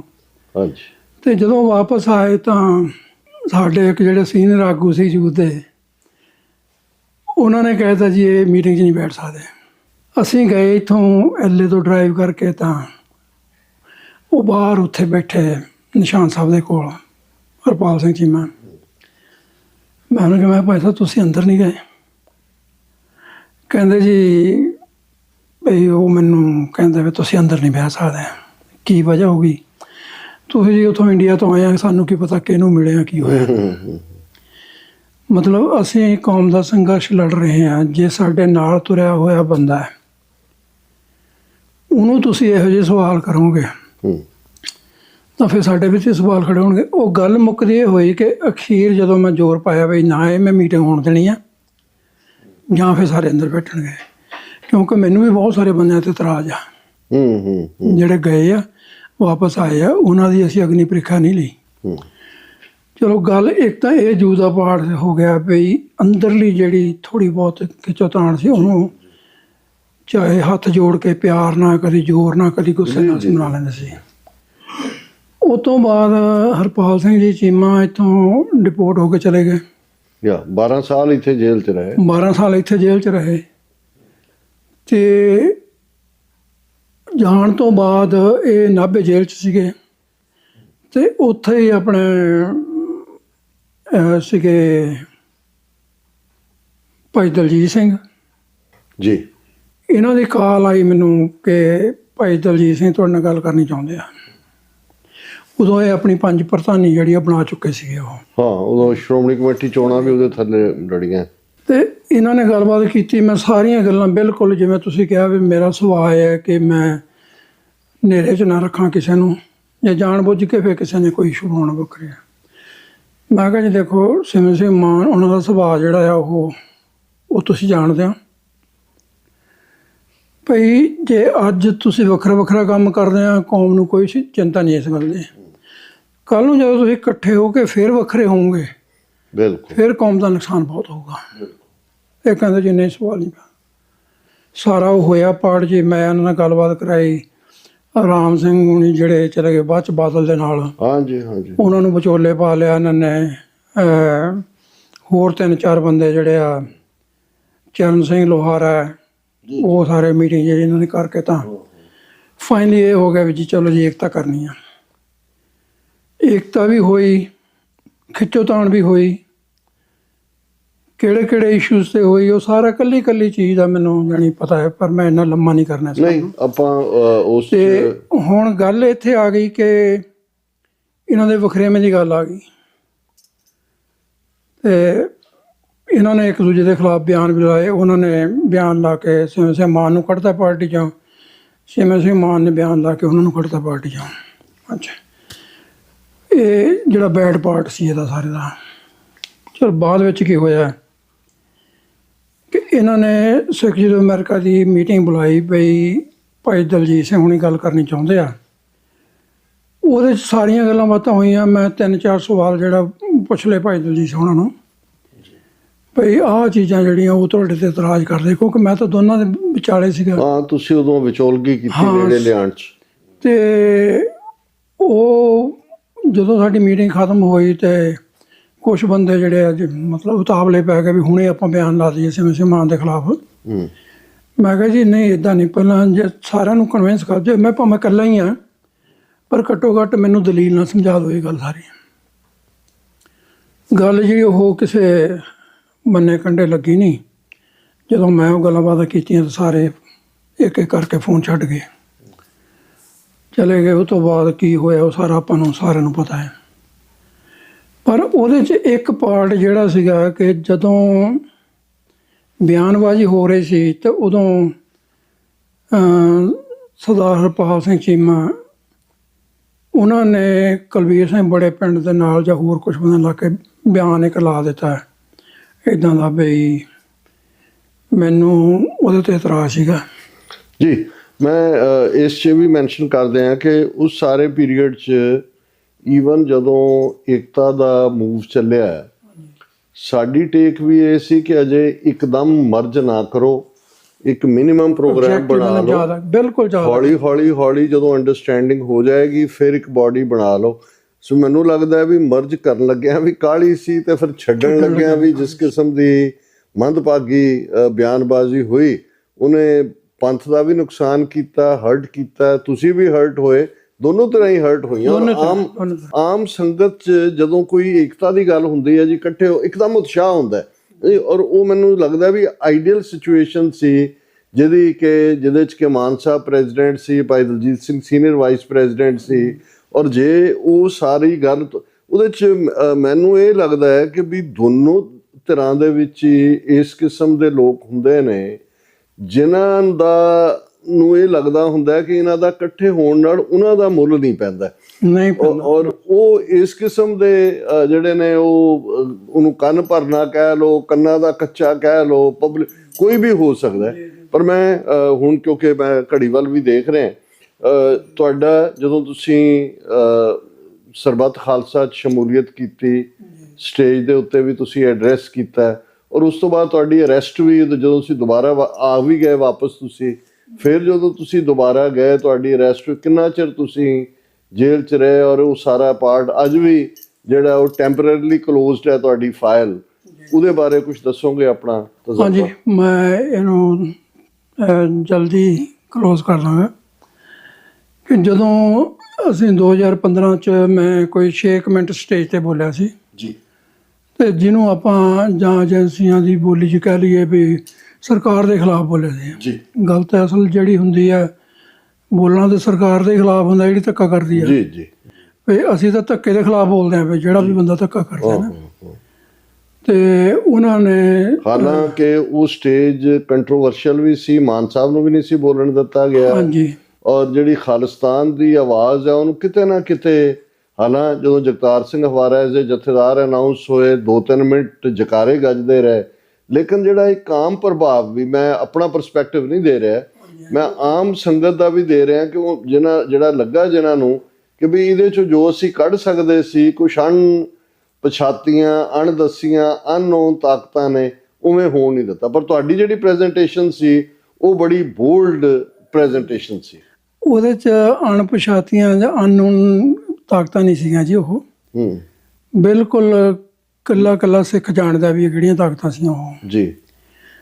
ਅਸੀਂ ਵੀ ਜ਼ਿੰਦਗੀ ਹੰਢਾਈ ਹੈ ਇਹਨਾਂ ਕੰਮਾਂ 'ਚ। ਇੱਕ ਤਾਂ ਜਦੋਂ ਸਰਬੱਤ ਖਾਲਸਾ ਬੁਲਾਇਆ ਗਿਆ, ਉਹ ਤੋਂ ਪਹਿਲਾਂ ਮੀਟਿੰਗ ਹੋਈ, ਮੀਟਿੰਗ ਦੇ ਵਿੱਚ ਕਿਹੜੇ ਬੰਦੇ ਆਏ, ਉਹਨਾਂ ਦੇ ਵਿੱਚ ਡਾਕਟਰ ਗੁਰਦਾਸ, ਮੇਰੀ ਆਸਟ੍ਰੇਲੀਆ 'ਚ ਗੱਲਬਾਤ ਹੋਈ ਇਸ ਇਸ਼ੂ ਦੇ ਉੱਤੇ ਬਹੁਤ ਕਾਫੀ। ਮੈਂ ਕਿਹਾ ਜੀ ਤੁਸੀਂ ਉਹ ਜਿਹੜੀ ਮੀਟਿੰਗ ਬੁਲਾਈ ਗਈ ਸੀ ਸਰਬੱਤ ਖਾਲਸੇ ਬਾਰੇ, ਤੁਸੀਂ ਉਹ ਮੀਟਿੰਗ ਵਿੱਚ ਛੱਡ ਕੇ ਕਿਉਂ ਗਏ? ਤੇ ਮੈਂ ਪਬਲਿਕਲੀ ਸਵਾਲ ਕੀਤਾ ਉਹਨਾਂ ਨੂੰ। ਕਹਿੰਦੇ ਜੀ ਮੈਨੂੰ ਘਰੋਂ ਫੋਨ ਆ ਗਿਆ ਸੀ।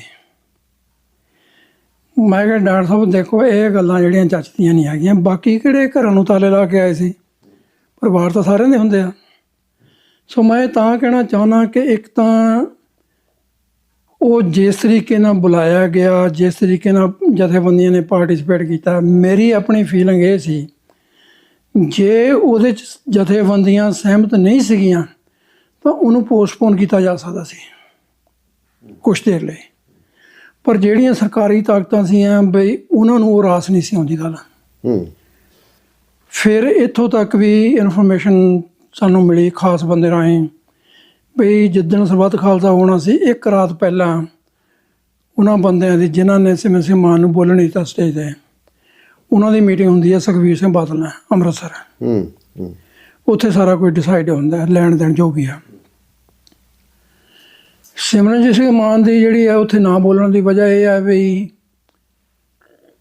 ਉਹਨਾਂ ਨੂੰ ਇੱਕ ਇਸ਼ੂ ਬਣਾ ਲਿਆ ਉਹਨਾਂ ਨੇ, ਅਕਾਲੀ ਦਲ ਨੇ, ਵੀ ਜੇ ਅੱਜ ਏਡੇ ਇਕੱਠ ਦੇ ਵਿੱਚ ਜੇ ਉਹ ਕੋਈ ਗੱਲ ਕਰ ਜਾਂਦਾ ਫਿਰ ਮਤਲਬ ਸਾਡਾ ਪੰਥਕ ਤੌਰ 'ਤੇ ਨੁਕਸਾਨ ਹੋ ਸਕਦਾ ਹੈ। ਉਹ ਸਾਰੀ ਗੱਲ ਇੱਕ ਰਾਤ ਪਹਿਲਾਂ ਦੀ ਜਿਹੜੀ ਉਹ ਮੈਂਸ਼ਨ ਕਰਨਾ ਬਹੁਤ ਜ਼ਰੂਰੀ ਹੈ, ਜਿਹਦੇ 'ਚ ਮਤੇ ਲਿਖੇ ਗਏ। ਮਤਿਆਂ ਦੇ ਵਿੱਚ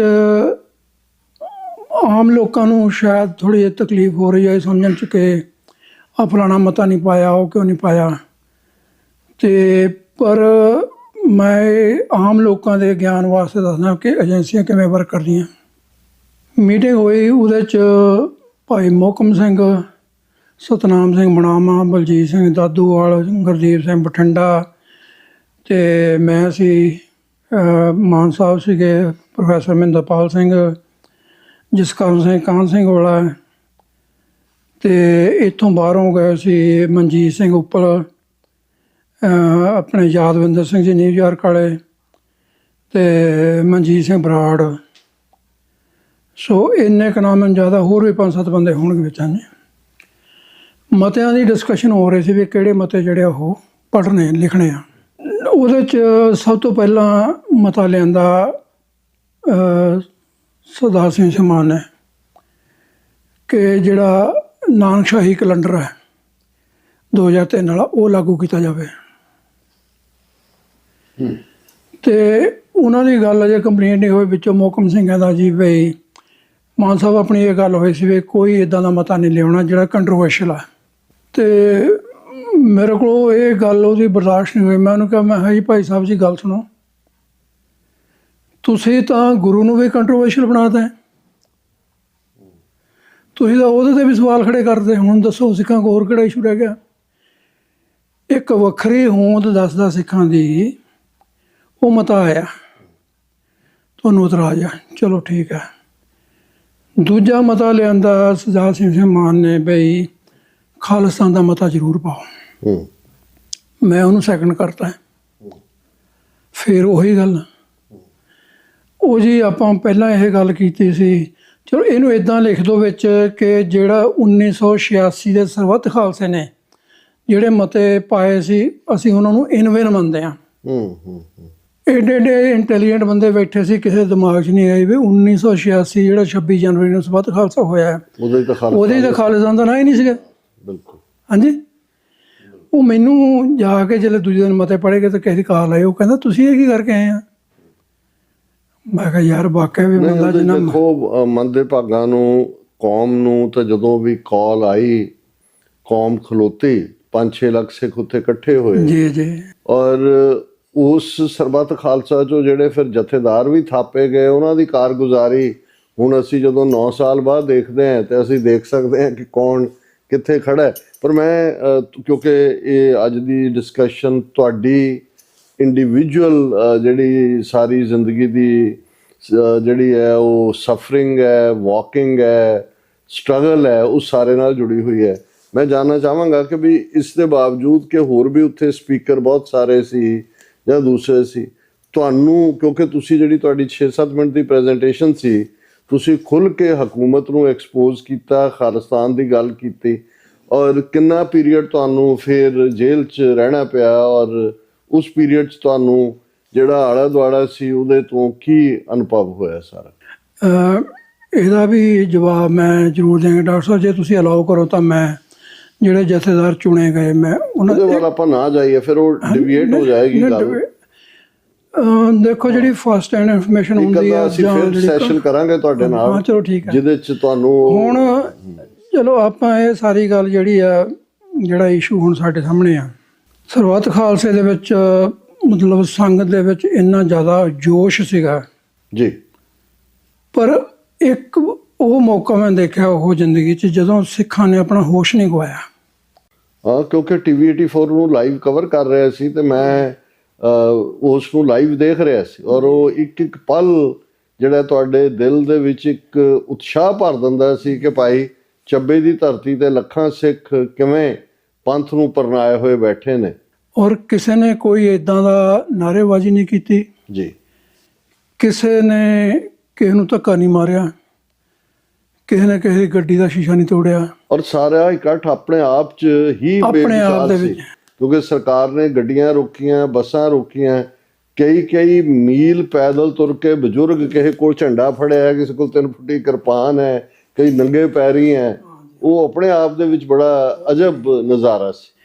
ਹੁਣ ਉਹਦੇ 'ਚ ਪਾਰਟੀਸਪੇਸ਼ਨ ਸਾਡੀ ਇਹ ਸੀ, ਮੈਂ ਤੁਹਾਨੂੰ ਇਹ ਮਤਿਆਂ ਬਾਰੇ ਦੱਸ ਹੀ ਚੁੱਕਿਆ ਵੀ ਉਹਦੇ 'ਚ ਜਦੋਂ ਪ੍ਰੋਗਰਾਮ ਸਵੇਰੇ ਸ਼ੁਰੂ ਹੋਇਆ ਤੇ ਸਾਰਿਆਂ ਨੂੰ ਟਾਈਮ ਜਿੰਨਾ ਬਣਦਾ ਸੀ ਉਹਨਾਂ ਨੇ ਦਿੱਤਾ ਜੀ, ਤੇ ਮੇਰਾ ਟਾਈਮ ਉਹਨਾਂ ਨੇ 3 ਵਾਰੀ ਚੇਂਜ ਕੀਤਾ ਸਟੇਜ ਤੇ ਮੈਨੂੰ ਇਹ ਕਹਿੰਦੇ ਰਹੇ ਵੀ ਤੁਹਾਡੇ ਤੋਂ ਬਾਅਦ ਮਾਨ ਸਾਹਿਬ ਨੇ ਬੋਲਣਾ ਹੈ।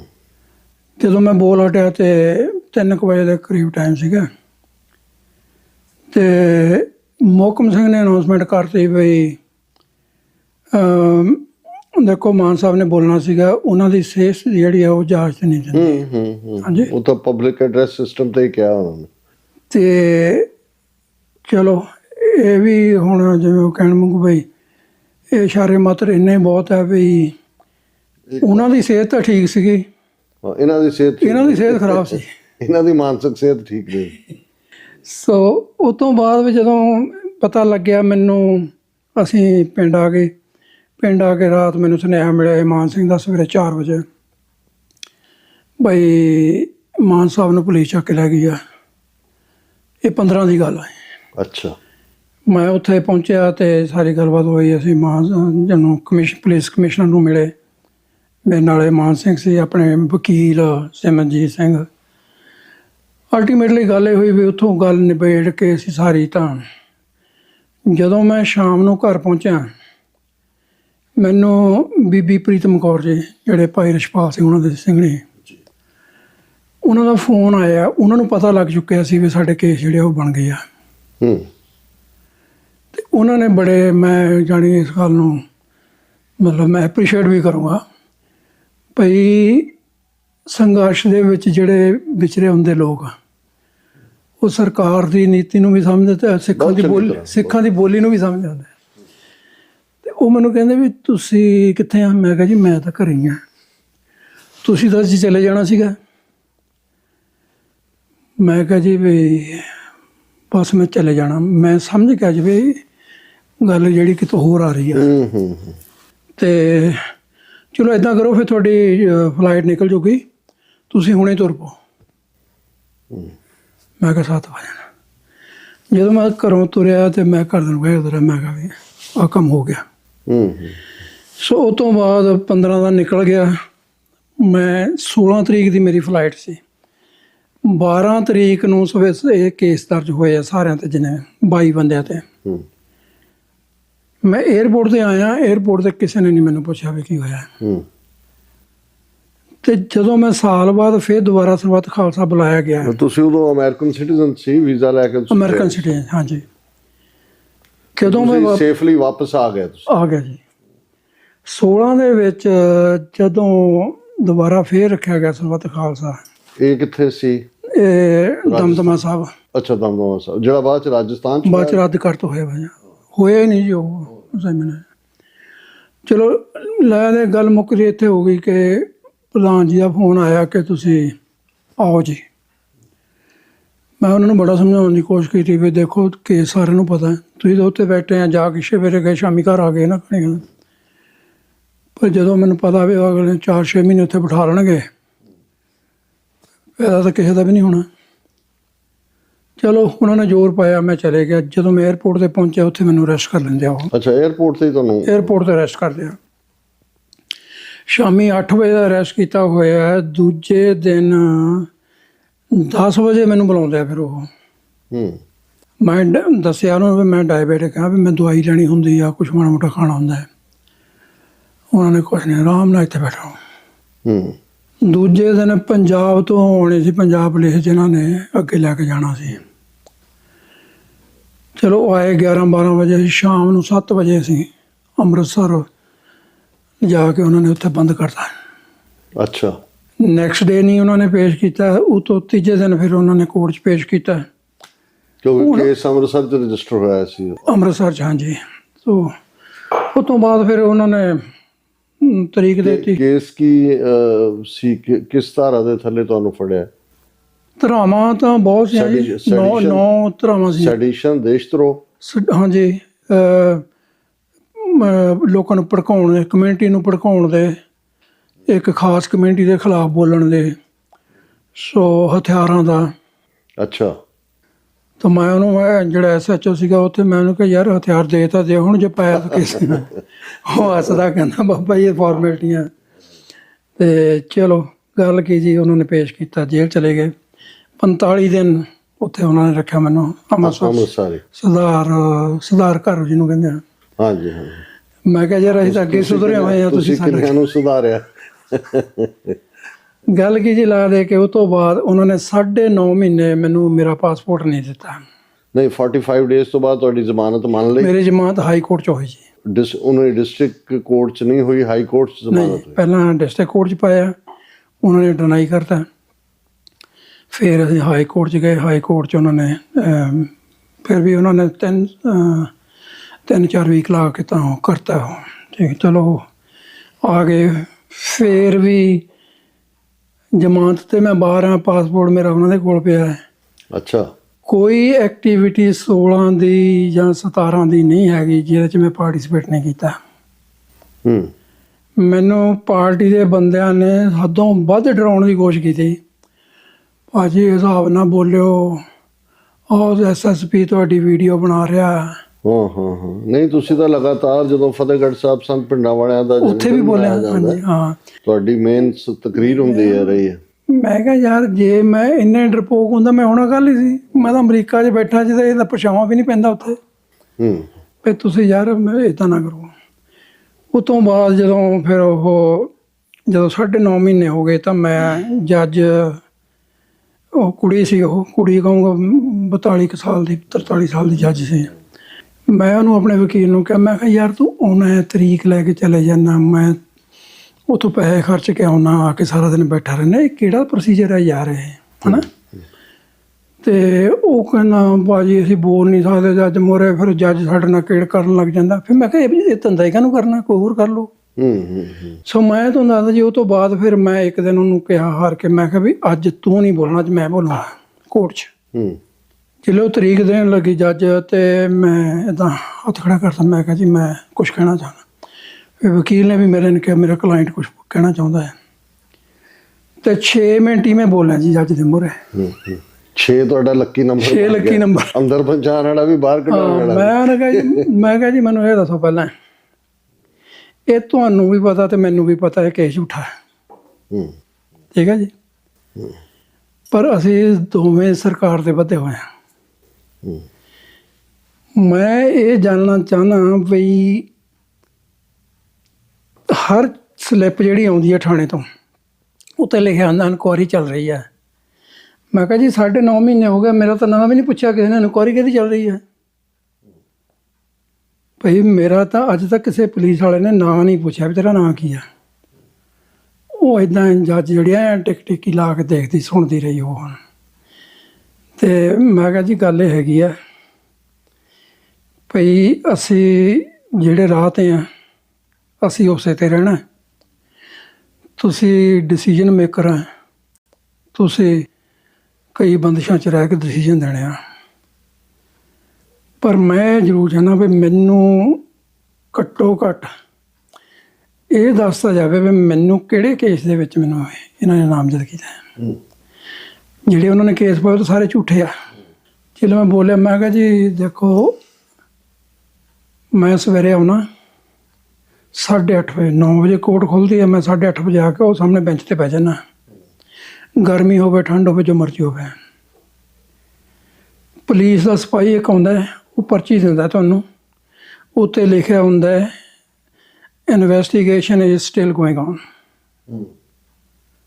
ਤੁਸੀਂ ਉਹ ਪਰਚੀ ਦੇਖ ਕੇ 2 ਹਫ਼ਤਿਆਂ ਦੀ ਤਰੀਕ ਪਾ ਦਿੰਦੇ ਆ ਭਈ ਜੇ ਤਾਂ ਇਹ ਸਿਸਟਮ ਆ ਸਾਡਾ ਨਿਆਂ ਦਾ ਤਾਂ ਮੈਨੂੰ ਇਹ 'ਤੇ ਇਤਰਾਜ਼ ਆ। ਜੇ ਕੋਈ ਸਪੈਸ਼ਲ ਇੰਸਟਰਕਸ਼ਨ ਹੈਗੀਆਂ ਸਰਕਾਰ ਦੀਆਂ ਉਹ ਵੀ ਮੈਂ ਦੱਸ ਦਵਾਂ। ਅਖੀਰ ਮੈਂ ਕਹਿ ਕੇ ਚੁੱਪ ਕਰ ਗਿਆ। ਮੈਂ ਕਿਹਾ ਜੀ ਸਤਿ ਸ਼੍ਰੀ ਅਕਾਲ। ਅਤੇ ਜਦੋਂ ਮੈਂ ਤੁਰਨ ਲੱਗਾ ਤੇ ਮੈਨੂੰ ਕਹਿੰਦੀ ਸਰਦਾਰ ਜੀ 1 ਮਿੰਟ। ਕਹਿੰਦੇ ਮੈਂ ਤੁਹਾਡੀ ਸਾਰੀ ਗੱਲ ਸਮਝ ਲਈ, ਕੱਲ੍ਹ ਨੂੰ ਤੁਹਾਡਾ ਪਾਸਪੋਰਟ ਮਿਲ ਜੂਗਾ ਤੁਹਾਨੂੰ। ਔਰ ਡਾਕਟਰ ਸਾਹਿਬ ਯਕੀਨ ਕਰੋ ਉਹ ਸਿੱਖਾਂ ਦੀ ਧੀ ਆ ਉਹ। ਵਾਹ। ਉਹਨੇ ਦੂਜੇ ਦਿਨ 11 ਵਜੇ ਜਦੋਂ ਅਸੀਂ ਪੇਸ਼ ਹੋਏ ਸਭ ਤੋਂ ਪਹਿਲਾਂ ਉਹਨੇ ਇਹੀ ਕੀਤਾ ਕਿ ਇਹਨਾਂ ਦਾ ਪਾਸਪੋਰਟ ਜਿਹੜਾ ਉਹ ਦਿਓ। ਉਸੇ ਦਿਨ ਸ਼ਾਮ ਨੂੰ ਉਹਨਾਂ ਨੇ ਮੇਰਾ ਪਾਸਪੋਰਟ ਦਿੱਤਾ। ਉਸ ਤੋਂ ਬਾਅਦ ਜਿਹੜੀ ਗੱਲ ਹੈਗੀ ਕੇਸ ਦੀ, ਸੋ ਤੁਸੀਂ ਕੁੱਲ 45 ਦਿਨ ਜੇਲ੍ਹ ਕੱਟੀ ਹੈ? 45 ਦਿਨ ਉੱਥੇ ਜੀ ਆਪਣੇ ਭਾਈ ਨਰਾਇਣ ਸਿੰਘ ਚੌੜਾ, ਹਾਂ ਤੁਸੀਂ ਦੱਸਿਆ, ਉੱਥੇ ਭਾਈ ਗੁਰਦੀਪ ਸਿੰਘ ਖੇੜਾ। ਤਕਰੀਬਨ ਅਸੀਂ ਰੋਜ਼ ਹੀ 2-3 ਘੰਟੇ ਮਿਲਦੇ। ਕੱਲ੍ਹ ਜਿਹੜੀ ਕੇਸ ਦੀ ਹੈ ਟੋਟਲ 29 ਬੰਦਿਆਂ ਦਾ ਕੇਸ ਸੀਗਾ, ਅੱਜ ਮੇਰਾ ਖਿਆਲ 16-17 ਬੰਦਿਆਂ 'ਤੇ ਆ। ਕਿਸੇ ਨੇ ਕਿਸੇ ਤਰੀਕੇ ਨਾਲ ਮਾਫੀ ਮੰਗ ਲਈ, ਕਿਸੇ ਨੇ ਕਿਸੇ ਤਰੀਕੇ ਨਾਲ ਮੰਗ ਲਈ, ਉਹ ਹੋ ਗਿਆ। ਪਰ ਜਿਵੇਂ ਤੁਸੀਂ ਪਹਿਲਾਂ ਵੀ ਜ਼ਿਕਰ ਕੀਤਾ ਹੈ, ਚਾਹੇ ਇਹਨੂੰ ਮੇਰੀ ਕਮਜ਼ੋਰੀ ਲਾ ਲਓ ਜਾਂ ਮੇਰਾ ਪਿਛੋਕੜ ਲਾ ਲਓ, ਮੈਨੂੰ ਜਿਹੜਾ ਇਨਵੈਸਟੀਗੇਟਰ ਸੀਗਾ ਉਹਨੇ ਟਿੱਲ ਲਾਇਆ। ਮੈਂ ਇੱਥੇ ਮੀਡੀਆ ਦੇ ਮੂਹਰੇ ਕਹਿ ਰਿਹਾ, ਉਹਨੇ ਟਿੱਲ ਲਾਇਆ ਵੀ 1 ਵਾਰੀ 5 ਮਿੰਟ ਸੁਖਬੀਰ ਬਾਦਲ ਨੂੰ ਮਿਲੋ, ਮੈਂ ਉਹਨੂੰ ਜਲੰਧਰ ਬੁਲਾ ਲੈਣਾ, ਹੋਟਲ 'ਚ ਮਿਲ ਲਓ 5 ਮਿੰਟ, ਤੁਹਾਡਾ ਕੇਸ ਖਤਮ। ਉਹਦੇ 'ਚੋਂ ਮੈਨੂੰ ਇੱਕ ਵਾਕਿਆ ਯਾਦ ਆ ਰਿਹਾ ਤੁਹਾਡਾ ਇਹ ਕਹਿਣਾ ਵੀ ਕਮਜ਼ੋਰੀ ਜਾਂ ਤਾਕਤ। ਭਾਈ ਇੱਕ ਪੰਜਾਬੀ ਦੇ ਸ਼ਾਇਰ ਹੋਏ ਨੇ, ਉਹਨਾਂ ਦਾ ਨਾਮ ਹੈ, ਯਾਦ ਕਰਨ ਦੀ ਕੋਸ਼ਿਸ਼ ਕਰ ਰਹੇ ਹਾਂ ਕਿ ਵੀ ਸ਼ਾਇਦ ਦੀਵਾਨ ਸਿੰਘ ਮਫਤੂਨ। ਬਹੁਤ ਅਮੀਰਜ਼ਾਦੇ ਸੀ, ਫਕੀਰਾਨਾ ਰੁਚੀ ਸੀ, ਹੌਲੀ ਹੌਲੀ ਉਹ ਲੁਟਾਰ ਟੂ ਦਿੰਦੇ ਤੇ ਬੜੇ ਆਜ਼ਾਦ ਮਸਤ ਮੌਲਾ ਪੰਥਕ। ਤੇ ਉਹਨਾਂ ਨੂੰ ਠੇਕੇਦਾਰ ਸੁਰਜਨ ਸਿੰਘ ਇੱਕ ਵਾਰ ਕਹਿਣ ਲੱਗਿਆ ਕਿ ਮਫਤੂਨ ਸਾਹਿਬ, ਜਿੰਨਾ ਤੁਹਾਡੇ ਕੋਲ ਧਨ ਸੀ, ਜਿਵੇਂ ਤੁਹਾਡੀ ਵਿਰਾਸਤ ਸੀ, ਜੇ ਤੁਸੀਂ ਉਹਨੂੰ ਅੱਗੇ ਤੋਰਦੇ ਜਾਂ ਇਹ ਆਪਣੀਆਂ ਫਕੀਰੀਆਂ ਨਾ ਕਰਦੇ ਤਾਂ ਅੱਜ ਕਿੱਥੇ ਹੁੰਦੇ। ਤੇ ਉਹ ਉਰਦੂ ਨੂੰ ਪੰਜਾਬੀ ਬੋਲਦੇ ਸੀ। ਉਹ ਕਹਿੰਦੇ ਐ ਅਹਿਮਕ, ਫਿਰ ਮੇਰਾ ਨਾਮ ਦੀਵਾਨ ਸਿੰਘ ਠੇਕੇਦਾਰ ਜਾਂ ਦੀਵਾਨ ਸਿੰਘ ਕਲੌਥ ਮਰਚੈਂਟ ਹੋਤਾ, ਦੀਵਾਨ ਸਿੰਘ ਮਫਤੂਨ ਨਾ ਹੋਤਾ। ਫਿਰ ਤੁਸੀਂ ਭਾਈ ਰੇਸ਼ਮ ਸਿੰਘ ਨਹੀਂ ਸੀ ਹੋਣਾ ਜੇ ਤੁਸੀਂ ਉਹ ਅੜਬ ਵਾਲਾ ਪਾਠ ਨਾ ਕਰਦੇ। ਹੁਣ ਮੈਂ, ਕਿਉਂਕਿ ਅਸੀਂ ਕਲੋਜ਼ਿੰਗ ਵੱਲ ਜਾ ਰਹੇ ਹਾਂ, ਤੁਸੀਂ ਮੁੱਖ ਧਾਰਾ ਅਮਰੀਕਨ ਸਿਸਟਮ ਦੇ ਵਿੱਚ ਵੀ ਰੋਲ ਅਦਾ ਕੀਤਾ ਹੈ। ਡੈਮੋਕ੍ਰੈਟਿਕ ਪਾਰਟੀ 'ਚ ਆਲਮੋਸਟ 12 ਸਾਲ ਤੁਸੀਂ ਐਜ਼ ਏ ਡੈਲੀਗੇਟ ਗਏ। ਔਰ ਇੰਟਰਸਟਿੰਗ ਗੱਲ ਹੈ ਵੀ ਪਿਛਲੀ ਰਾਤ ਦੇ ਨਤੀਜੇ ਵੀ ਅਸੀਂ ਤੁਹਾਡੇ ਘਰ ਬੈਠ ਕੇ ਹੀ ਦੇਖੇ ਨੇ ਕਿ ਵੀ ਡੈਮੋਕ੍ਰੇਟਾਂ ਨੇ ਨਾ ਸਿਰਫ ਪ੍ਰੈਜ਼ੀਡੈਂਸੀ ਲੂਜ਼ ਕੀਤੀ ਹੈ, ਉਹਦੇ 'ਚ ਉਹਨਾਂ ਨੇ ਸੈਨੇਟ ਵੀ ਲੂਜ਼ ਕੀਤੀ ਹੈ, ਹਾਊਸ ਅਜੇ ਅਨਸਰਟਨ ਹੈ, ਔਰ ਆਲਰੇਡੀ ਵਾਈਟ ਹਾਊਸ ਉਹਨਾਂ ਕੋਲ ਹੈ, ਔਰ ਸੁਪਰੀਮ ਕੋਰਟ 'ਚ ਵੀ ਫੇਵਰੇਬਲ ਪਾਰਟ ਹੈ। ਪਰ ਐਨੀਵੇ, ਔਰ ਮੈਨੂੰ ਜਿਵੇਂ ਮੈਂ ਇਨ ਪਰਸਨਲ ਨੋ ਹੋ ਹੈ ਕਿ ਡਾਕਟਰ ਜਸਮੀਤ ਕੌਰ ਬੈਂਸ, ਇਹਨਾਂ ਦੇ ਪਿਤਾ ਜੀ ਤੁਹਾਡੇ ਨਾਲ ਇੱਥੇ ਇੱਕ ਰੇਡੀਓ ਟਾਕ ਸ਼ੋਅ ਵੀ ਕਰਦੇ ਰਹੇ ਲੰਬਾ ਵਕਤ। ਔਰ ਤੁਸੀਂ ਸਭ ਤੋਂ ਪਹਿਲਾਂ ਡਾਕਟਰ ਬੈਂਸ ਨੂੰ ਐਜ਼ ਏ ਡੈਲੀਗੇਟ ਜਦੋਂ ਯੰਗ ਉਹ ਮੈਡੀਕਲ ਸਟੂਡੈਂਟ ਸਨ ਆਪਣੇ ਨਾਲ ਲੈ ਕੇ ਗਏ ਸੀ। ਅੱਜ ਉਹ ਪ੍ਰਾਈਡ ਹੈ ਸਿੱਖਾਂ ਦੀ ਧੀ। ਔਰ ਅੱਜ 3 ਦਿਨ ਪਹਿਲਾਂ ਜਦੋਂ ਸੈਕਰਾਮੈਂਟੋ 350 ਮੀਲ ਦਾ ਮਾਰਚ ਬੇਕਰਸਫੀਲਡ ਤੋਂ ਉੱਥੇ ਗਿਆ ਅਤੇ ਜਿਹੜਾ ਉਹਨਾਂ ਦਾ ਐਡਰੈਸ ਸੀ, ਮੈਂ ਵੀ ਐਡਰੈਸ ਕੀਤਾ, ਅਸੀਂ ਉਹਨੂੰ ਕਵਰ ਵੀ ਕੀਤਾ ਆਉਣ ਵਾਲੇ ਦਿਨਾਂ 'ਚ। ਅਸੀਂ ਉਹਨਾਂ ਨੇ ਕਿਹਾ ਕਿ ਵੀ ਮੈਂ ਸਿੱਖਾਂ ਦੀ ਧੀ ਹਾਂ ਅਤੇ ਮੈਂ ਤੁਹਾਨੂੰ ਵਾਅਦਾ ਤੁਹਾਡੇ ਨਾਲ ਕਰਦੀ ਹਾਂ ਕਿ ਮੈਂ ਕਦੇ ਤੁਹਾਨੂੰ ਲੈਟ ਡਾਊਨ ਨਹੀਂ ਕੌਮ ਨੂੰ ਹੋਣ ਦਿਆਂਗੀ।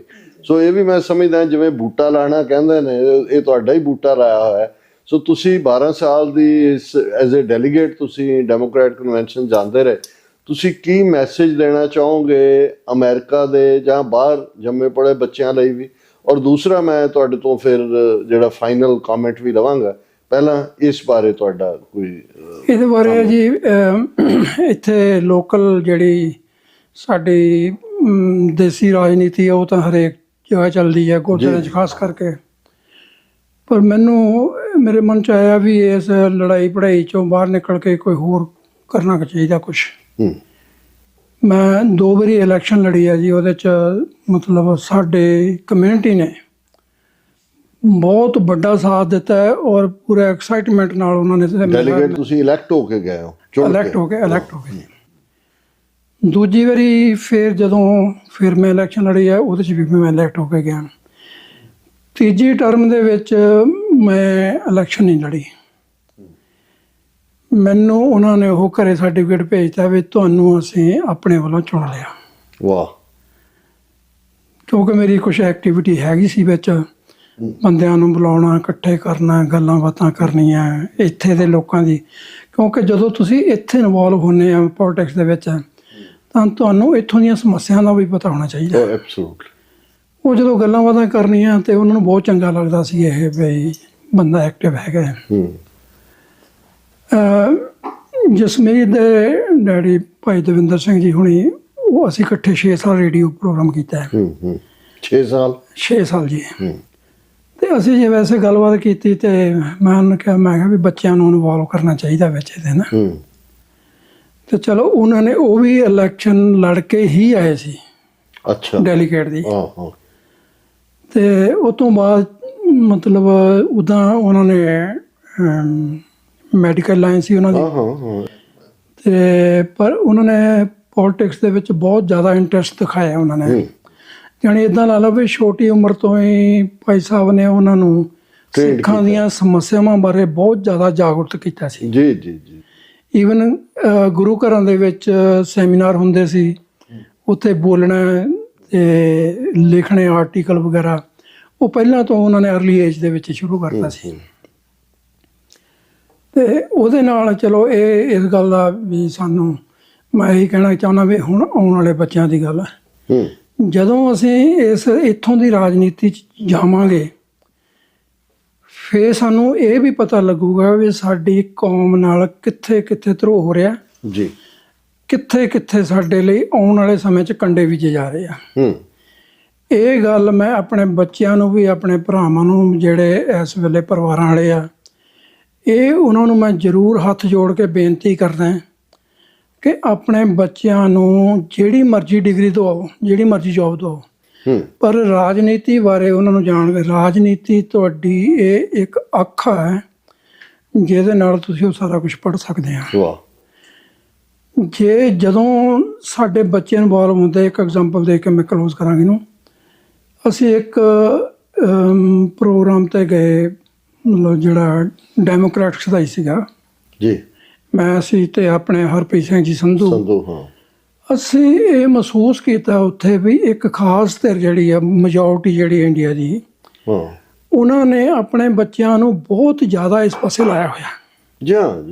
ਈਵਨ ਇੱਥੋਂ ਤੱਕ ਮੈਂ ਕਹਿੰਦਾ ਜੇ ਵਾਈਟ ਹਾਊਸ ਦੇ ਵਿੱਚ ਵੀ ਅਸੀਂ ਗਏ, ਅਸੀਂ ਦੇਖਿਆ ਵੀ ਇਕੱਲੇ ਕਾਂਗਰਸ ਦੇ ਮੈਨ ਦੇ ਨਾਲ ਜਿਹੜਾ ਕਲਰਕ ਵੀ ਲੱਗਿਆ ਹੋਇਆ, ਉਹ ਵੀ ਉਸ ਕਮੇਟੀ ਨੂੰ ਬਿਲੋਂਗ ਕਰਦਾ। ਬਿਲਕੁਲ। ਉਹਦੇ ਬੱਚੇ ਤੋਂ ਯੂਨੀਵਰਸਿਟੀਆਂ 'ਚ ਪੜ੍ਹਦੇ ਨੇ, ਇੰਟਰਨਸ਼ਿਪ ਕਰ ਰਹੇ ਹੁੰਦੇ ਨੇ ਕਾਂਗਰਸਮੈਨਾਂ ਦੇ ਕਰ ਰਹੇ ਨੇ। ਹੁਣ ਤੁਸੀਂ ਬਾਹਰ ਬੈਠ ਕੇ ਜਾਂ ਅਸੀਂ ਬਾਹਰ ਨਾਅਰੇ ਲਾ ਕੇ, ਇਹ ਜ਼ਰੂਰੀ ਨੇ, ਇੱਕ ਪਾਰਟ ਹੁੰਦਾ ਹੈ ਜੀ ਜੀ ਜੀ, ਪਰ ਇਹ ਸਾਰਾ ਕੁਝ ਨਹੀਂ ਹੁੰਦਾ। ਡਿਸੀਜਨ ਮੇਕਿੰਗ ਤਾਂ ਇਨਸਾਈਡ ਹੋਣੀ ਹੈ, ਉਹ ਤਾਂ ਅੰਦਰ ਟੇਬਲ ਤੇ ਹੋਣੀ ਹੈ ਸਾਰੀ। ਸੋ ਮੈਂ ਇਹੀ ਬੇਨਤੀ ਕਰਦਾ ਵੀ ਆਪਣੇ ਬੱਚਿਆਂ ਨੂੰ ਇਸ ਪਾਸੇ ਜ਼ਰੂਰ ਤੋਰੋ। ਇਹਦੇ 'ਚ ਜੇ ਤੁਸੀਂ ਕਹੋ ਜੀ ਲਓ ਜੀ ਬੱਚੇ ਦੀ ਪੜ੍ਹਾਈ ਤੇ ਫਰਕ ਪੈਂਦਾ, ਬੱਚੇ ਦੇ ਕੈਰੀਅਰ, ਰਾਦਰ ਉਹਦੀ ਪਰਸਨੈਲਿਟੀ ਸ਼ਾਰਪ ਹੁੰਦੀ ਆ। ਅੱਜ ਡਾਕਟਰ ਜਸਮੀਤ ਕੌਰ ਦੀ ਆਪਾਂ ਗੱਲ ਕਰਦੇ ਹਾਂ ਨਾ, ਕਿੱਥੇ ਬੇਕਰਫੀਲਡ 'ਚ ਵੀ ਸਾਰੇ ਬੰਦੇ ਨਹੀਂ ਸੀ ਜਾਣਦੇ ਜਸਮੀਤ ਕੌਰ। ਅੱਜ ਪੂਰੇ ਕੈਲੀਫੋਰਨੀਆ ਜੀ, ਅਮਰੀਕਾ 'ਚ ਕੀ, ਇੰਡੀਆ ਤੱਕ ਪਤਾ ਲੋਕਾਂ ਨੂੰ, ਇੰਟਰਨੈਸ਼ਨਲ। ਹਾਂਜੀ, ਕਿਉਂਕਿ ਪਹਿਲੀ ਸਿੱਖ ਬੀਬੀ ਇਲੈਕਟਡ ਹੈ ਅਸੈਂਬਲੀ ਲਈ। ਫਿਰ ਜਿਵੇਂ ਉਹਨਾਂ ਨੇ ਰੇਸਿਜ਼ਮ, ਕਾਸਟ ਸਿਸਟਮ ਤੇ ਬਿੱਲ ਪਾਸ ਕਰਾਇਆ, ਭਾਵੇਂ ਹਿੰਦੂ ਤਵੀਆਂ ਨੇ ਗਵਰਨਰ ਤੋਂ ਵੀਟੋ ਕਰਾਤਾ, ਲੇਕਿਨ ਟਰਾਂਸਨੈਸ਼ਨਲ ਰਿਪਰੈਸ਼ਨ ਦੇ ਉੱਤੇ ਜਿਵੇਂ ਉਹਨਾਂ ਨੇ ਅਸੈਂਬਲੀ 'ਚ ਬਾਕੀਆਂ ਨਾਲ ਵੀ, ਉਹ ਜਿਹੜੀ ਸੈਕਰਾਮੈਂਟੋ ਦੀ ਗੈਦਰਿੰਗ ਸੀ, ਉਹਦੀ ਬਿਊਟੀ ਇਹ ਸੀ, ਜਿਹੜੀ ਮੈਂ ਸਮਝਦਾ ਵੀ ਡਾਕਟਰ ਬੈਂਸ ਦੀ ਬਦੌਲਤ ਹੈ, ਕਿ ਲਤੀਨੋ ਲੌਬੀ ਵੀ ਉੱਥੇ ਸੀ, ਅਫਰੀਕਨ ਅਮਰੀਕਨ ਲੌਬੀ ਵੀ ਸੀ, ਮੈਕਸੀਕਨ ਵੀ ਸੀ, ਜਿਵੇਂ ਘੱਟ ਗਿਣਤੀਆਂ ਦਾ ਇੱਕ ਅਲਾਇੰਸ। ਸੋ ਇਹ ਸਟ੍ਰੈਟਜੀ ਤੁਸੀਂ ਪੋਲੀਟਿਕਸ ਦੇ ਵਿੱਚ ਜੁਆਇਨ ਕਰਕੇ ਹੀ ਦੇਖ ਸਕਦੇ ਹੋ ਕਿ ਭਾਈ ਤੁਸੀਂ ਕਿਵੇਂ ਆਪਣੇ ਕਾਜ਼ ਨੂੰ, ਔਰ ਆਪਣੇ ਕਾਜ਼ ਪ੍ਰਤੀ ਉਹ ਟੋਟਲੀ ਅਨਵੇਵਰਿੰਗ ਸੀ। ਹਾਂਜੀ, ਬਿਲਕੁਲ। ਸੋ ਜਿੱਦਣ ਉਹਨਾਂ ਨੇ ਸ਼ੁਰੂ ਕੀਤਾ ਸੀ ਬੇਕਰਫੀਲਡ ਤੋਂ ਮਾਰਚ, ਉਹ ਜੀ ਇਹਦੇ ਗੁਰੂ ਅੰਗਦ ਦਰਬਾਰ ਆਏ ਸੀ ਉਹ, ਤੇ ਅਸੀਂ ਵੀ ਉੱਥੇ ਗਏ ਸੀ, ਡਾਕਟਰ ਪ੍ਰਿਤਪਾਲ ਤੇ ਹੋਠੀ ਸਾਹਿਬ। ਜੀ ਚਲੋ ਮੈਨੂੰ ਉਹਨਾਂ ਨੇ 4-5 ਮਿੰਟ ਦਿੱਤੇ ਸੀ ਬੋਲਣ ਵਾਸਤੇ। ਜੀ ਤੇ ਮੇਰਾ ਮੇਨ ਮਕਸਦ ਇਹ ਸੀਗਾ ਵੀ ਜੇ ਆਪਾਂ ਆਪਣੇ ਨਿਸ਼ਾਨੇ ਤੇ ਪਹੁੰਚਣਾ ਹੈ ਤਾਂ ਸਾਨੂੰ ਬੈਠ ਕੇ ਇਹ ਸੋਚਣਾ ਪਊਗਾ ਕਿ ਕਿਹੜੇ ਰਾਹ ਸਾਡੇ ਲਈ ਖੁੱਲ੍ਹੇ ਆ ਤੇ ਕਿਹੜੇ ਬੰਦ ਆ। ਜੇ ਅਸੀਂ ਬੰਦ ਰਾਹ ਤੇ ਜਾਵਾਂਗੇ ਤਾਂ ਡੈਡ ਐਂਡ ਸਟਰੀਟ ਹੈ, ਉੱਥੇ ਕੁਝ ਨਹੀਂ ਹੁੰਦਾ। ਜਿਹੜੇ ਰਾਹ ਸਾਡੇ ਲਈ ਖੋਲ੍ਹੇ ਨੇ ਇਸ ਕੰਟਰੀ ਨੇ, ਅਸੀਂ ਉਹਨਾਂ ਰਾਹਾਂ ਤੇ ਤੁਰੀਏ ਤਾਂ ਜ਼ਰੂਰ ਅਸੀਂ ਆਪਣੇ ਕਿਸੇ ਨਿਸ਼ਾਨੇ ਤੇ ਪਹੁੰਚ ਸਕਦੇ ਹਾਂ। ਬਿਲਕੁਲ। ਮੈਂ ਕੰਕਲੂਜਨ ਵੱਲ ਆਵਾਂ, ਕਿਉਂਕਿ ਅਸੀਂ ਜਿਸ ਕਰੰਟ ਵਰੇ ਚੋਂ 2023-24 ਚੋਂ ਗੁਜ਼ਰੇ ਹਾਂ, ਇਹ ਇੱਕ ਗੇਮ ਚੇਂਜਰ ਵੀ ਬਣਿਆ। ਹਾਲਾਂ ਇੰਡੀਆ ਨੇ ਤਾਂ ਟਰਾਂਸਨੈਸ਼ਨਲ ਰਿਪਰੈਸ਼ਨ 84 ਤੋਂ ਬਾਅਦ ਹੀ ਸ਼ੁਰੂ ਕੀਤਾ ਹੋਇਆ ਹੈ। 85 ਜਿਹੜਾ ਏਅਰ ਇੰਡੀਆ ਦਾ ਡਿਜ਼ਾਸਟਰ ਹੈ ਉਹ ਇਹਨਾਂ ਦਾ ਹੀ ਕੰਮ ਸੀ, ਲੇਕਿਨ ਫੜੇ ਪਹਿਲੀ ਵਾਰ ਗਏ, ਕਿਉਂਕਿ ਮਈ 2023 ਚ ਲਾਹੌਰ ਚ ਭਾਈ ਪਰਮਜੀਤ ਸਿੰਘ ਪੰਜਵੜ ਦੀ ਸ਼ਹਾਦਤ, 15 ਜੂਨ 2023 ਨੂੰ ਭਾਈ ਅਵਤਾਰ ਸਿੰਘ ਖੰਡਾ ਦੀ ਬਰਮਿੰਗਮ ਚ ਕੈਮੀਕਲ ਵੈਪਨ ਨਾਲ, ਔਰ 18 ਜੂਨ ਨੂੰ ਫਿਰ ਭਾਈ ਹਰਦੀਪ ਸਿੰਘ ਨਿੱਜਰ ਦੀ ਗੁਰਦੁਆਰਾ ਕੰਪਲੈਕਸ ਦੇ ਵਿੱਚ ਸ਼ਹਾਦਤ। ਅੱਜ ਹੀ ਮੈਂ ਇੱਕ ਪ੍ਰੋਗਰਾਮ 'ਚ ਇੰਟਰਵਿਊ 'ਚ ਕਹਿ ਰਿਹਾ ਸੀ, ਮੈਂ ਕਿਹਾ ਇਹ ਕਿੰਨੀ ਵਿਡੰਬਣਾ ਹੈ ਕਿ ਅੱਜ ਰੌਲਾ ਪਾਇਆ ਜਾ ਰਿਹਾ ਕਿ ਜੀ ਸਿੱਖਾਂ ਨੇ ਉਹ ਬਰੈਂਪਟਨ ਦੇ ਮੰਦਿਰ ਤੇ ਹਮਲਾ ਕੀਤਾ। ਹਾਲਾਂਕਿ ਕੋਈ ਮੰਦਿਰ ਤੇ ਗੱਲ ਹੀ ਨਹੀਂ ਹੈ, ਉਹ ਤਾਂ ਪ੍ਰੋਟੈਸਟ। ਹਾਲਾਂਕਿ ਇਹ ਈਵਨ ਨੈਰੇਟਿਵ ਕਿਸੇ ਸਿੱਖ ਜਥੇਬੰਦੀ ਨੇ ਵੀ ਨਹੀਂ ਚੁੱਕਿਆ ਵੀ ਤੁਸੀਂ ਤਾਂ ਗੁਰਦੁਆਰੇ ਤੇ ਹਮਲਾ ਕਰਕੇ ਗੁਰਦੁਆਰਾ ਕੰਪਲੈਕਸ ਦੇ ਵਿੱਚ ਗੁਰਦੁਆਰੇ ਦੇ ਪ੍ਰਧਾਨ ਦਾ ਕੋਲ ਮਰਡਰ ਕੀਤਾ, ਜਿਹੜੀ ਗੱਲ ਕੈਨੇਡਾ ਦਾ ਪ੍ਰਾਈਮ ਮਿਨਿਸਟਰ ਕਹਿ ਰਿਹਾ। ਇਸੇ ਤਰ੍ਹਾਂ ਅਮਰੀਕਾ ਦੇ ਵਿੱਚ ਅਸੀਂ ਦੇਖਦੇ ਹਾਂ ਕਿ ਟਰਾਂਸਨੈਸ਼ਨਲ ਰਿਪਰੈਸ਼ਨ ਦਾ ਬਿੱਲ ਇਸ ਲਈ ਪਾਸ ਹੋਇਆ, ਬੇਸ਼ੱਕ ਉਹਨੂੰ ਸੈਨੇਟ ਐਪਰੋਪ੍ਰੀਏਸ਼ਨ ਕਮੇਟੀ 'ਚ ਰੋਲਣ ਦੀ ਕੋਸ਼ਿਸ਼ ਕੀਤੀ ਗਈ, ਕਿਉਂਕਿ ਅਮਰੀਕਾ ਦੀ homeland security, FBI, justice department Nikhil Gupta ਨੂੰ ਸਾਲ ਬਾਅਦ ਐਕਸਟ੍ਰਾਡਾਈਟ ਕਰਕੇ ਲਿਆਏ ਨੇ, ਔਰ ਡਿਸਟ੍ਰਿਕਟ ਕੋਰਟ ਨਿਊਯਾਰਕ ਦੇ ਵਿੱਚ ਟਰਾਇਲ ਹੈ ਕਿ ਬਈ ਗੁਰਪਤਵੰਤ ਸਿੰਘ ਪੰਨੂ ਮਰਡਰ ਪਲਾਟ ਔਰ ਕਿਸ ਲੈਵਲ ਦੀ ਉਹ ਐਕਟੀਵਿਟੀ ਕਰ ਰਹੇ ਸੀ। ਇਹ ਬੇਸ਼ੱਕ ਟ੍ਰੈਜਡੀਜ਼ ਨੇ, ਸਾਡੇ ਬਹਾਦਰ ਸਿੰਘਾਂ ਦਾ ਖੂਨ ਡੁੱਲਿਆ, ਪਰ ਇਹ ਗੇਮ ਚੇਂਜਰ ਬਣ ਕੇ ਇੱਕ ਐਜ਼ ਏ ਹੋਪ ਵੀ ਸਾਹਮਣੇ ਆਏ, ਜਿਹੜੀ ਗੱਲ ਅਸੀਂ 4 ਦਹਾਕਿਆਂ 'ਚ ਇੰਟਰਨੈਸ਼ਨਲ ਕਮਿਊਨਿਟੀ ਨੂੰ ਨਹੀਂ ਸੀ ਦੱਸ ਸਕੇ ਕਿ ਬਈ ਇਹ ਇੱਕ ਰੋਗ ਸਟੇਟ ਇੰਡੀਆ, ਇੱਕ ਓਪਰੈਸਰ ਹੈ।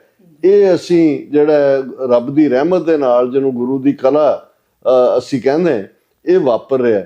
ਪੰਜਾਬ ਦੇ ਵਿੱਚ ਬੇਸ਼ੱਕ ਦੇਖਣ 'ਚ ਆਇਆ ਵੀ ਕੋਈ ਵੀ ਮੁੱਖ ਧਾਰਾ ਪਾਰਟੀ ਜਿਹੜੀ ਹੈ ਆਪਣੀਆਂ ਧਿਰਾਂ ਨੂੰ ਛੱਡ ਕੇ, ਸ਼੍ਰੋਮਣੀ ਅਕਾਲੀ ਦਲ ਅੰਮ੍ਰਿਤਸਰ ਜਾਂ ਦਲ ਖਾਲਸਾ, ਕਿਸੇ ਨੇ ਜ਼ੁਬਾਨ ਵੀ ਨਹੀਂ ਖੋਲੀ ਕਿ ਮੁੰਡੇ ਤੁਸੀਂ ਸਾਡੇ ਉੱਤੇ ਮਾਰੇ ਨੇ। ਉਹੀ ਨੈਰੇਟਿਵ ਜੋ ਇੰਡੀਅਨ ਮੀਡੀਆ ਹੈ ਉਹੀ ਉਹਨੂੰ ਉਹ ਦੁਹਰਾ ਰਿਹਾ। ਲੇਕਿਨ ਇੱਕ ਹੋਪ ਜਿਹੜੀ ਬੱਝੀ ਹੈ, ਬੇਸ਼ੱਕ ਟਰੰਪ ਐਡਮਿਨਿਸਟ੍ਰੇਸ਼ਨ ਦੇ ਆਉਣ ਨਾਲ ਕਈ ਕੁਛ ਇਹ ਵੀ ਸਵਾਲੀਆ ਕਿ ਕਿਵੇਂ ਹੋਏਗਾ, ਔਰ ਮੈਂ ਇਹ ਸਮਝਦਾ ਵੀ ਇਹ ਜਿਹੜੀ ਅਮਰੀਕਨ ਡਿਫੈਂਸ ਔਰ ਫੋਰਨ ਪਾਲਿਸੀਜ਼ ਹੁੰਦੀਆਂ, ਇਹ ਬਹੁਤੀਆਂ ਬਦਲਦੀਆਂ ਨਹੀਂ ਹੁੰਦੀਆਂ, ਇਹ ਉਵੇਂ ਹੀ ਰਹਿੰਦੀਆਂ ਨੇ। ਔਰ ਉਹਦੇ 'ਚ ਜਿਵੇਂ ਤੁਸੀਂ ਪਹਿਲੇ ਪਾਰਟ 'ਚ ਕਿਹਾ ਵੀ ਪਾਰਟਿਸਿਪੇਸ਼ਨ ਇਨ ਦਾ ਸਿਸਟਮ, ਕਿਉਂਕਿ ਜੇ ਸਿਸਟਮ ਹੁਣ ਬਾਈਡਨ ਐਡਮਿਨਿਸਟ੍ਰੇਸ਼ਨ 'ਚ 120 ਬੰਦੇ ਭਾਰਤੀ ਮੂਲ ਦੇ ਬਿਠਾਏ ਹੋਏ ਸੀ। ਸੋ ਤੁਸੀਂ ਇਹ ਜਿਹੜੇ ਸਾਡੇ ਕੋਲ ਇੱਕ ਓਪਰਚੁਨਿਟੀ ਆਈ ਹੈ, ਸਾਡੇ ਥਾਲੀ 'ਚ ਪਈ ਲੱਗਦੀ ਹੈ। ਅਸੀਂ ਬਹੁਤ ਵਾਰ 47 ਦੌਰ ਦੀ ਲੀਡਰਸ਼ਿਪ ਨੂੰ, ਅਕਾਲੀ ਲੀਡਰਸ਼ਿਪ ਨੂੰ ਜਿਹੜਾ ਉਹ ਦੋਸ਼ ਦਿੰਦੇ ਹੈ, ਐਂਡ ਰਾਈਟਲੀ ਸੋ, ਇਹ ਨੇਮ ਕਰੇਗੀ ਕਿ ਵੀ ਅਸੀਂ। ਸੋ ਇਸ ਦੇ ਉੱਤੇ ਤੁਸੀਂ ਕੀ ਕਹਿਣਾ ਚਾਹੋਗੇ, ਫਾਈਨਲ ਕਮੈਂਟ ਤੁਹਾਡਾ?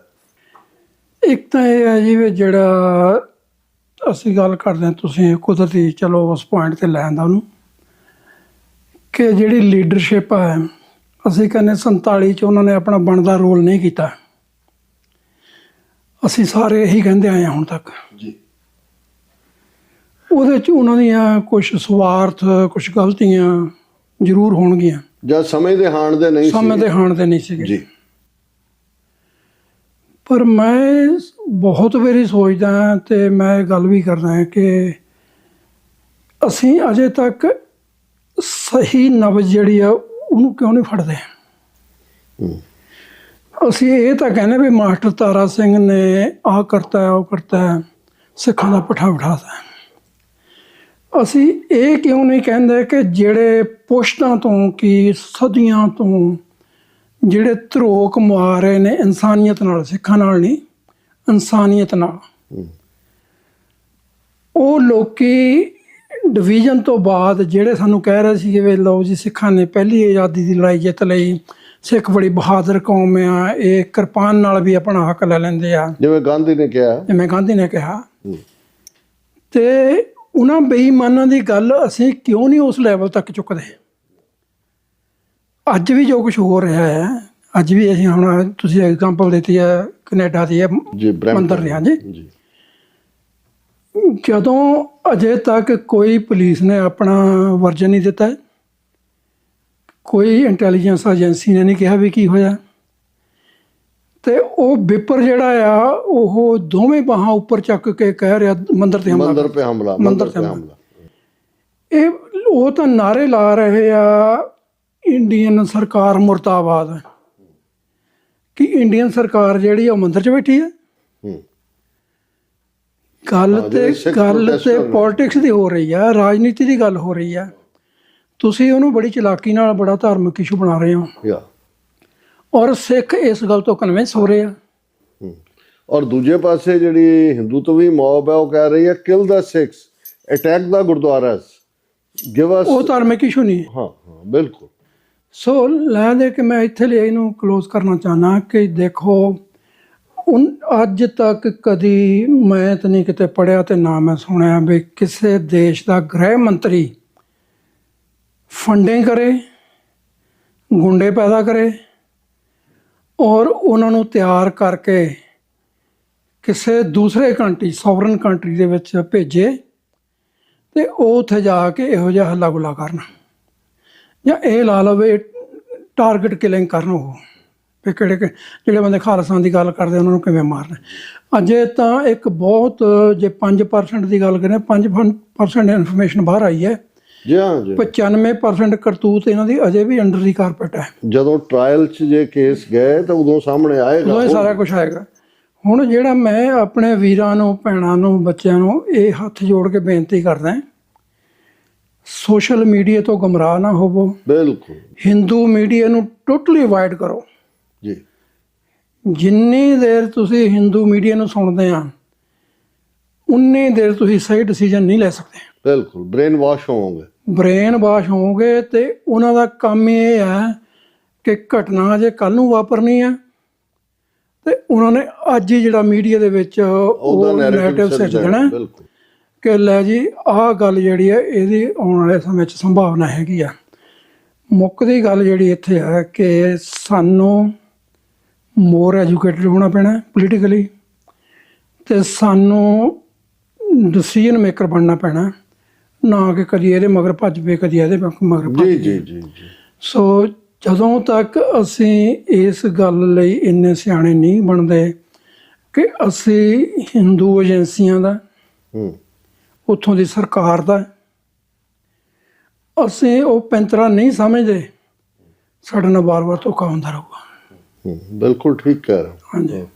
ਔਰ ਸਾਡੇ ਲਈ ਬੜੀ ਖੁਸ਼ੀ ਔਰ ਮਾਣ ਵਾਲੀ ਗੱਲ ਹੈ ਕਿ ਆਲਮੋਸਟ ਪੌਣੇ 2 ਘੰਟੇ ਦਾ ਇਹ ਪੋਡਕਾਸਟ ਜਿਹੜਾ ਹੈ ਇਹ ਫਿਊਚਰ ਦੀਆਂ ਜਨਰੇਸ਼ਨਾਂ ਦੇ ਲਈ ਵੀ ਇੱਕ ਰਾਹ ਦਸੇਰਾ ਹੋਏਗਾ, ਕਿਉਂਕਿ ਤੁਸੀਂ ਲਗਭਗ ਅੱਧੀ ਸਦੀ ਤੋਂ ਜ਼ਿਆਦਾ ਦੀ ਜਿਹੜੀ ਤੁਹਾਡੇ ਆਪਣੇ ਜੀਵਨ ਦੀ ਕੰਟਰੀਬਿਊਸ਼ਨ ਪਲੱਸ ਬਜ਼ੁਰਗਾਂ ਦੀ ਲੈਗੇਸੀ, ਉਹਨੂੰ ਬੜੇ ਸੁਚੱਜੇ ਢੰਗ ਦੇ ਨਾਲ ਜਿਹੜਾ ਉਸ ਲੈਗੇਸੀ ਨੂੰ ਅੱਗੇ ਤੋਰਿਆ। ਔਰ ਜਿਵੇਂ ਆਪਣੀ ਪਿਆਰੀ ਬੇਟੀ ਅੰਮ੍ਰਿਤਪਾਲ ਕੌਰ ਹੈ, ਉਹ ਵੀ ਉਵੇਂ ਹੀ ਉਸ ਦੇ ਵਿੱਚ ਇੱਕ ਸ਼ਾਰਪਨੈਸ ਹੈ, ਇਮਾਨਦਾਰੀ ਹੈ ਔਰ ਇਸ਼ੂ ਨੂੰ ਸਮਝਣ ਦੀ। ਔਰ ਰਾਤ ਵੀ ਜਦੋਂ ਅਸੀਂ ਰਿਜ਼ਲਟਸ ਚੱਲ ਰਹੇ ਸੀ ਟਰੰਪ ਦੇ, ਡੈਮੋਕ੍ਰੈਟ, ਰਿਪਬਲਿਕਨਸ, ਜਿਵੇਂ ਉਸ ਸ਼ਾਰਪ ਵਿਟਡ ਸੀ ਔਰ ਸ਼ੀ ਵਾਜ਼ ਅੰਡਰਸਟੈਂਡਿੰਗ ਦਾ ਜਿਸਟ ਕੀ ਹੈ ਸਾਰੇ ਦਾ। ਸੋ ਅਸੀਂ ਇਹ ਹੋਪ ਕਰਦੇ ਹਾਂ ਮਹਾਰਾਜ ਤੁਹਾਨੂੰ ਚੜ੍ਹਦੀ ਕਲਾ ਦੇਣ, ਲੰਮੀ ਉਮਰ ਦੇਣ, ਦੇਹ ਅਰੋਗਤਾ ਦੇਣ, ਔਰ ਇਵੇਂ ਹੀ ਤੁਹਾਡਾ ਅੜਬਪੁਣਾ ਵੀ ਬਣਿਆ ਰਹੇ। ਔਰ ਅਸੀਂ ਜਿਹੜਾ ਤੁਹਾਡਾ ਬਹੁਤ ਬਹੁਤ ਸ਼ੁਕਰੀਆ ਅਦਾ ਕਰਦੇ ਹਾਂ। ਵਾਹਿਗੁਰੂ ਜੀ ਕਾ ਖਾਲਸਾ, ਵਾਹਿਗੁਰੂ ਜੀ ਕੀ ਫਤਿਹ। ਡਾਕਟਰ ਸਾਹਿਬ ਤੁਹਾਡੀ ਟੀਮ ਦਾ, TV 84 ਦੇ ਜਿੰਨੇ ਸਰੋਤੇ ਆ, ਉਹਨਾਂ ਸਾਰਿਆਂ ਦਾ ਮੈਂ ਤਹਿ ਦਿਲੋਂ ਧੰਨਵਾਦੀ ਹਾਂ ਕਿ ਜ਼ਿੰਦਗੀ ਦੇ ਉਹ ਤਜਰਬੇ ਜਿਹੜੇ ਆ ਉਹਨਾਂ ਦਾ ਕੁਛ ਹਿੱਸਾ ਅਸੀਂ ਉਹ ਆਪਣੀ ਕੌਮ ਨਾਲ ਸਾਂਝਾ ਕਰ ਸਕੇ ਹਾਂ। ਇਹਦੇ 'ਚ ਤੁਸੀਂ ਜਿਹੜਾ ਉੱਦਮ ਕੀਤਾ ਹੈ, ਜਾਂ ਮੇਰੇ ਵਰਗੇ ਬੰਦੇ ਨੂੰ ਤੁਸੀਂ ਇਸ ਗੱਲ ਦੇ ਯੋਗ ਸਮਝਿਆ ਕਿ ਬਈ ਮੈਂ ਆਪਣੀ ਜ਼ਿੰਦਗੀ ਦਾ ਤਜਰਬਾ ਜਿਹੜਾ ਆਪਣੀ ਕੌਮ ਨਾਲ ਸਾਂਝਾ ਕਰਾਂ। ਅਤੇ ਮੈਂ ਅਖੀਰ 'ਤੇ ਇਹੀ ਕਹਿਣਾ ਕਿ ਅੱਜ ਤੱਕ ਗੁਰੂ ਸਾਹਿਬ ਦੀ ਬਖਸ਼ਿਸ਼ ਨਾਲ ਜੋ ਵੀ ਕੀਤਾ ਉਹ ਕੌਮ ਦੇ ਭਲੇ ਨੂੰ, ਸਰਬੱਤ ਦੇ ਭਲੇ ਨੂੰ ਜਾਂ ਗੁਰੂ ਸਾਹਿਬ ਦੇ ਸਿਧਾਂਤ ਨੂੰ ਅੱਗੇ ਰੱਖ ਕੇ ਕੀਤਾ ਹੈ।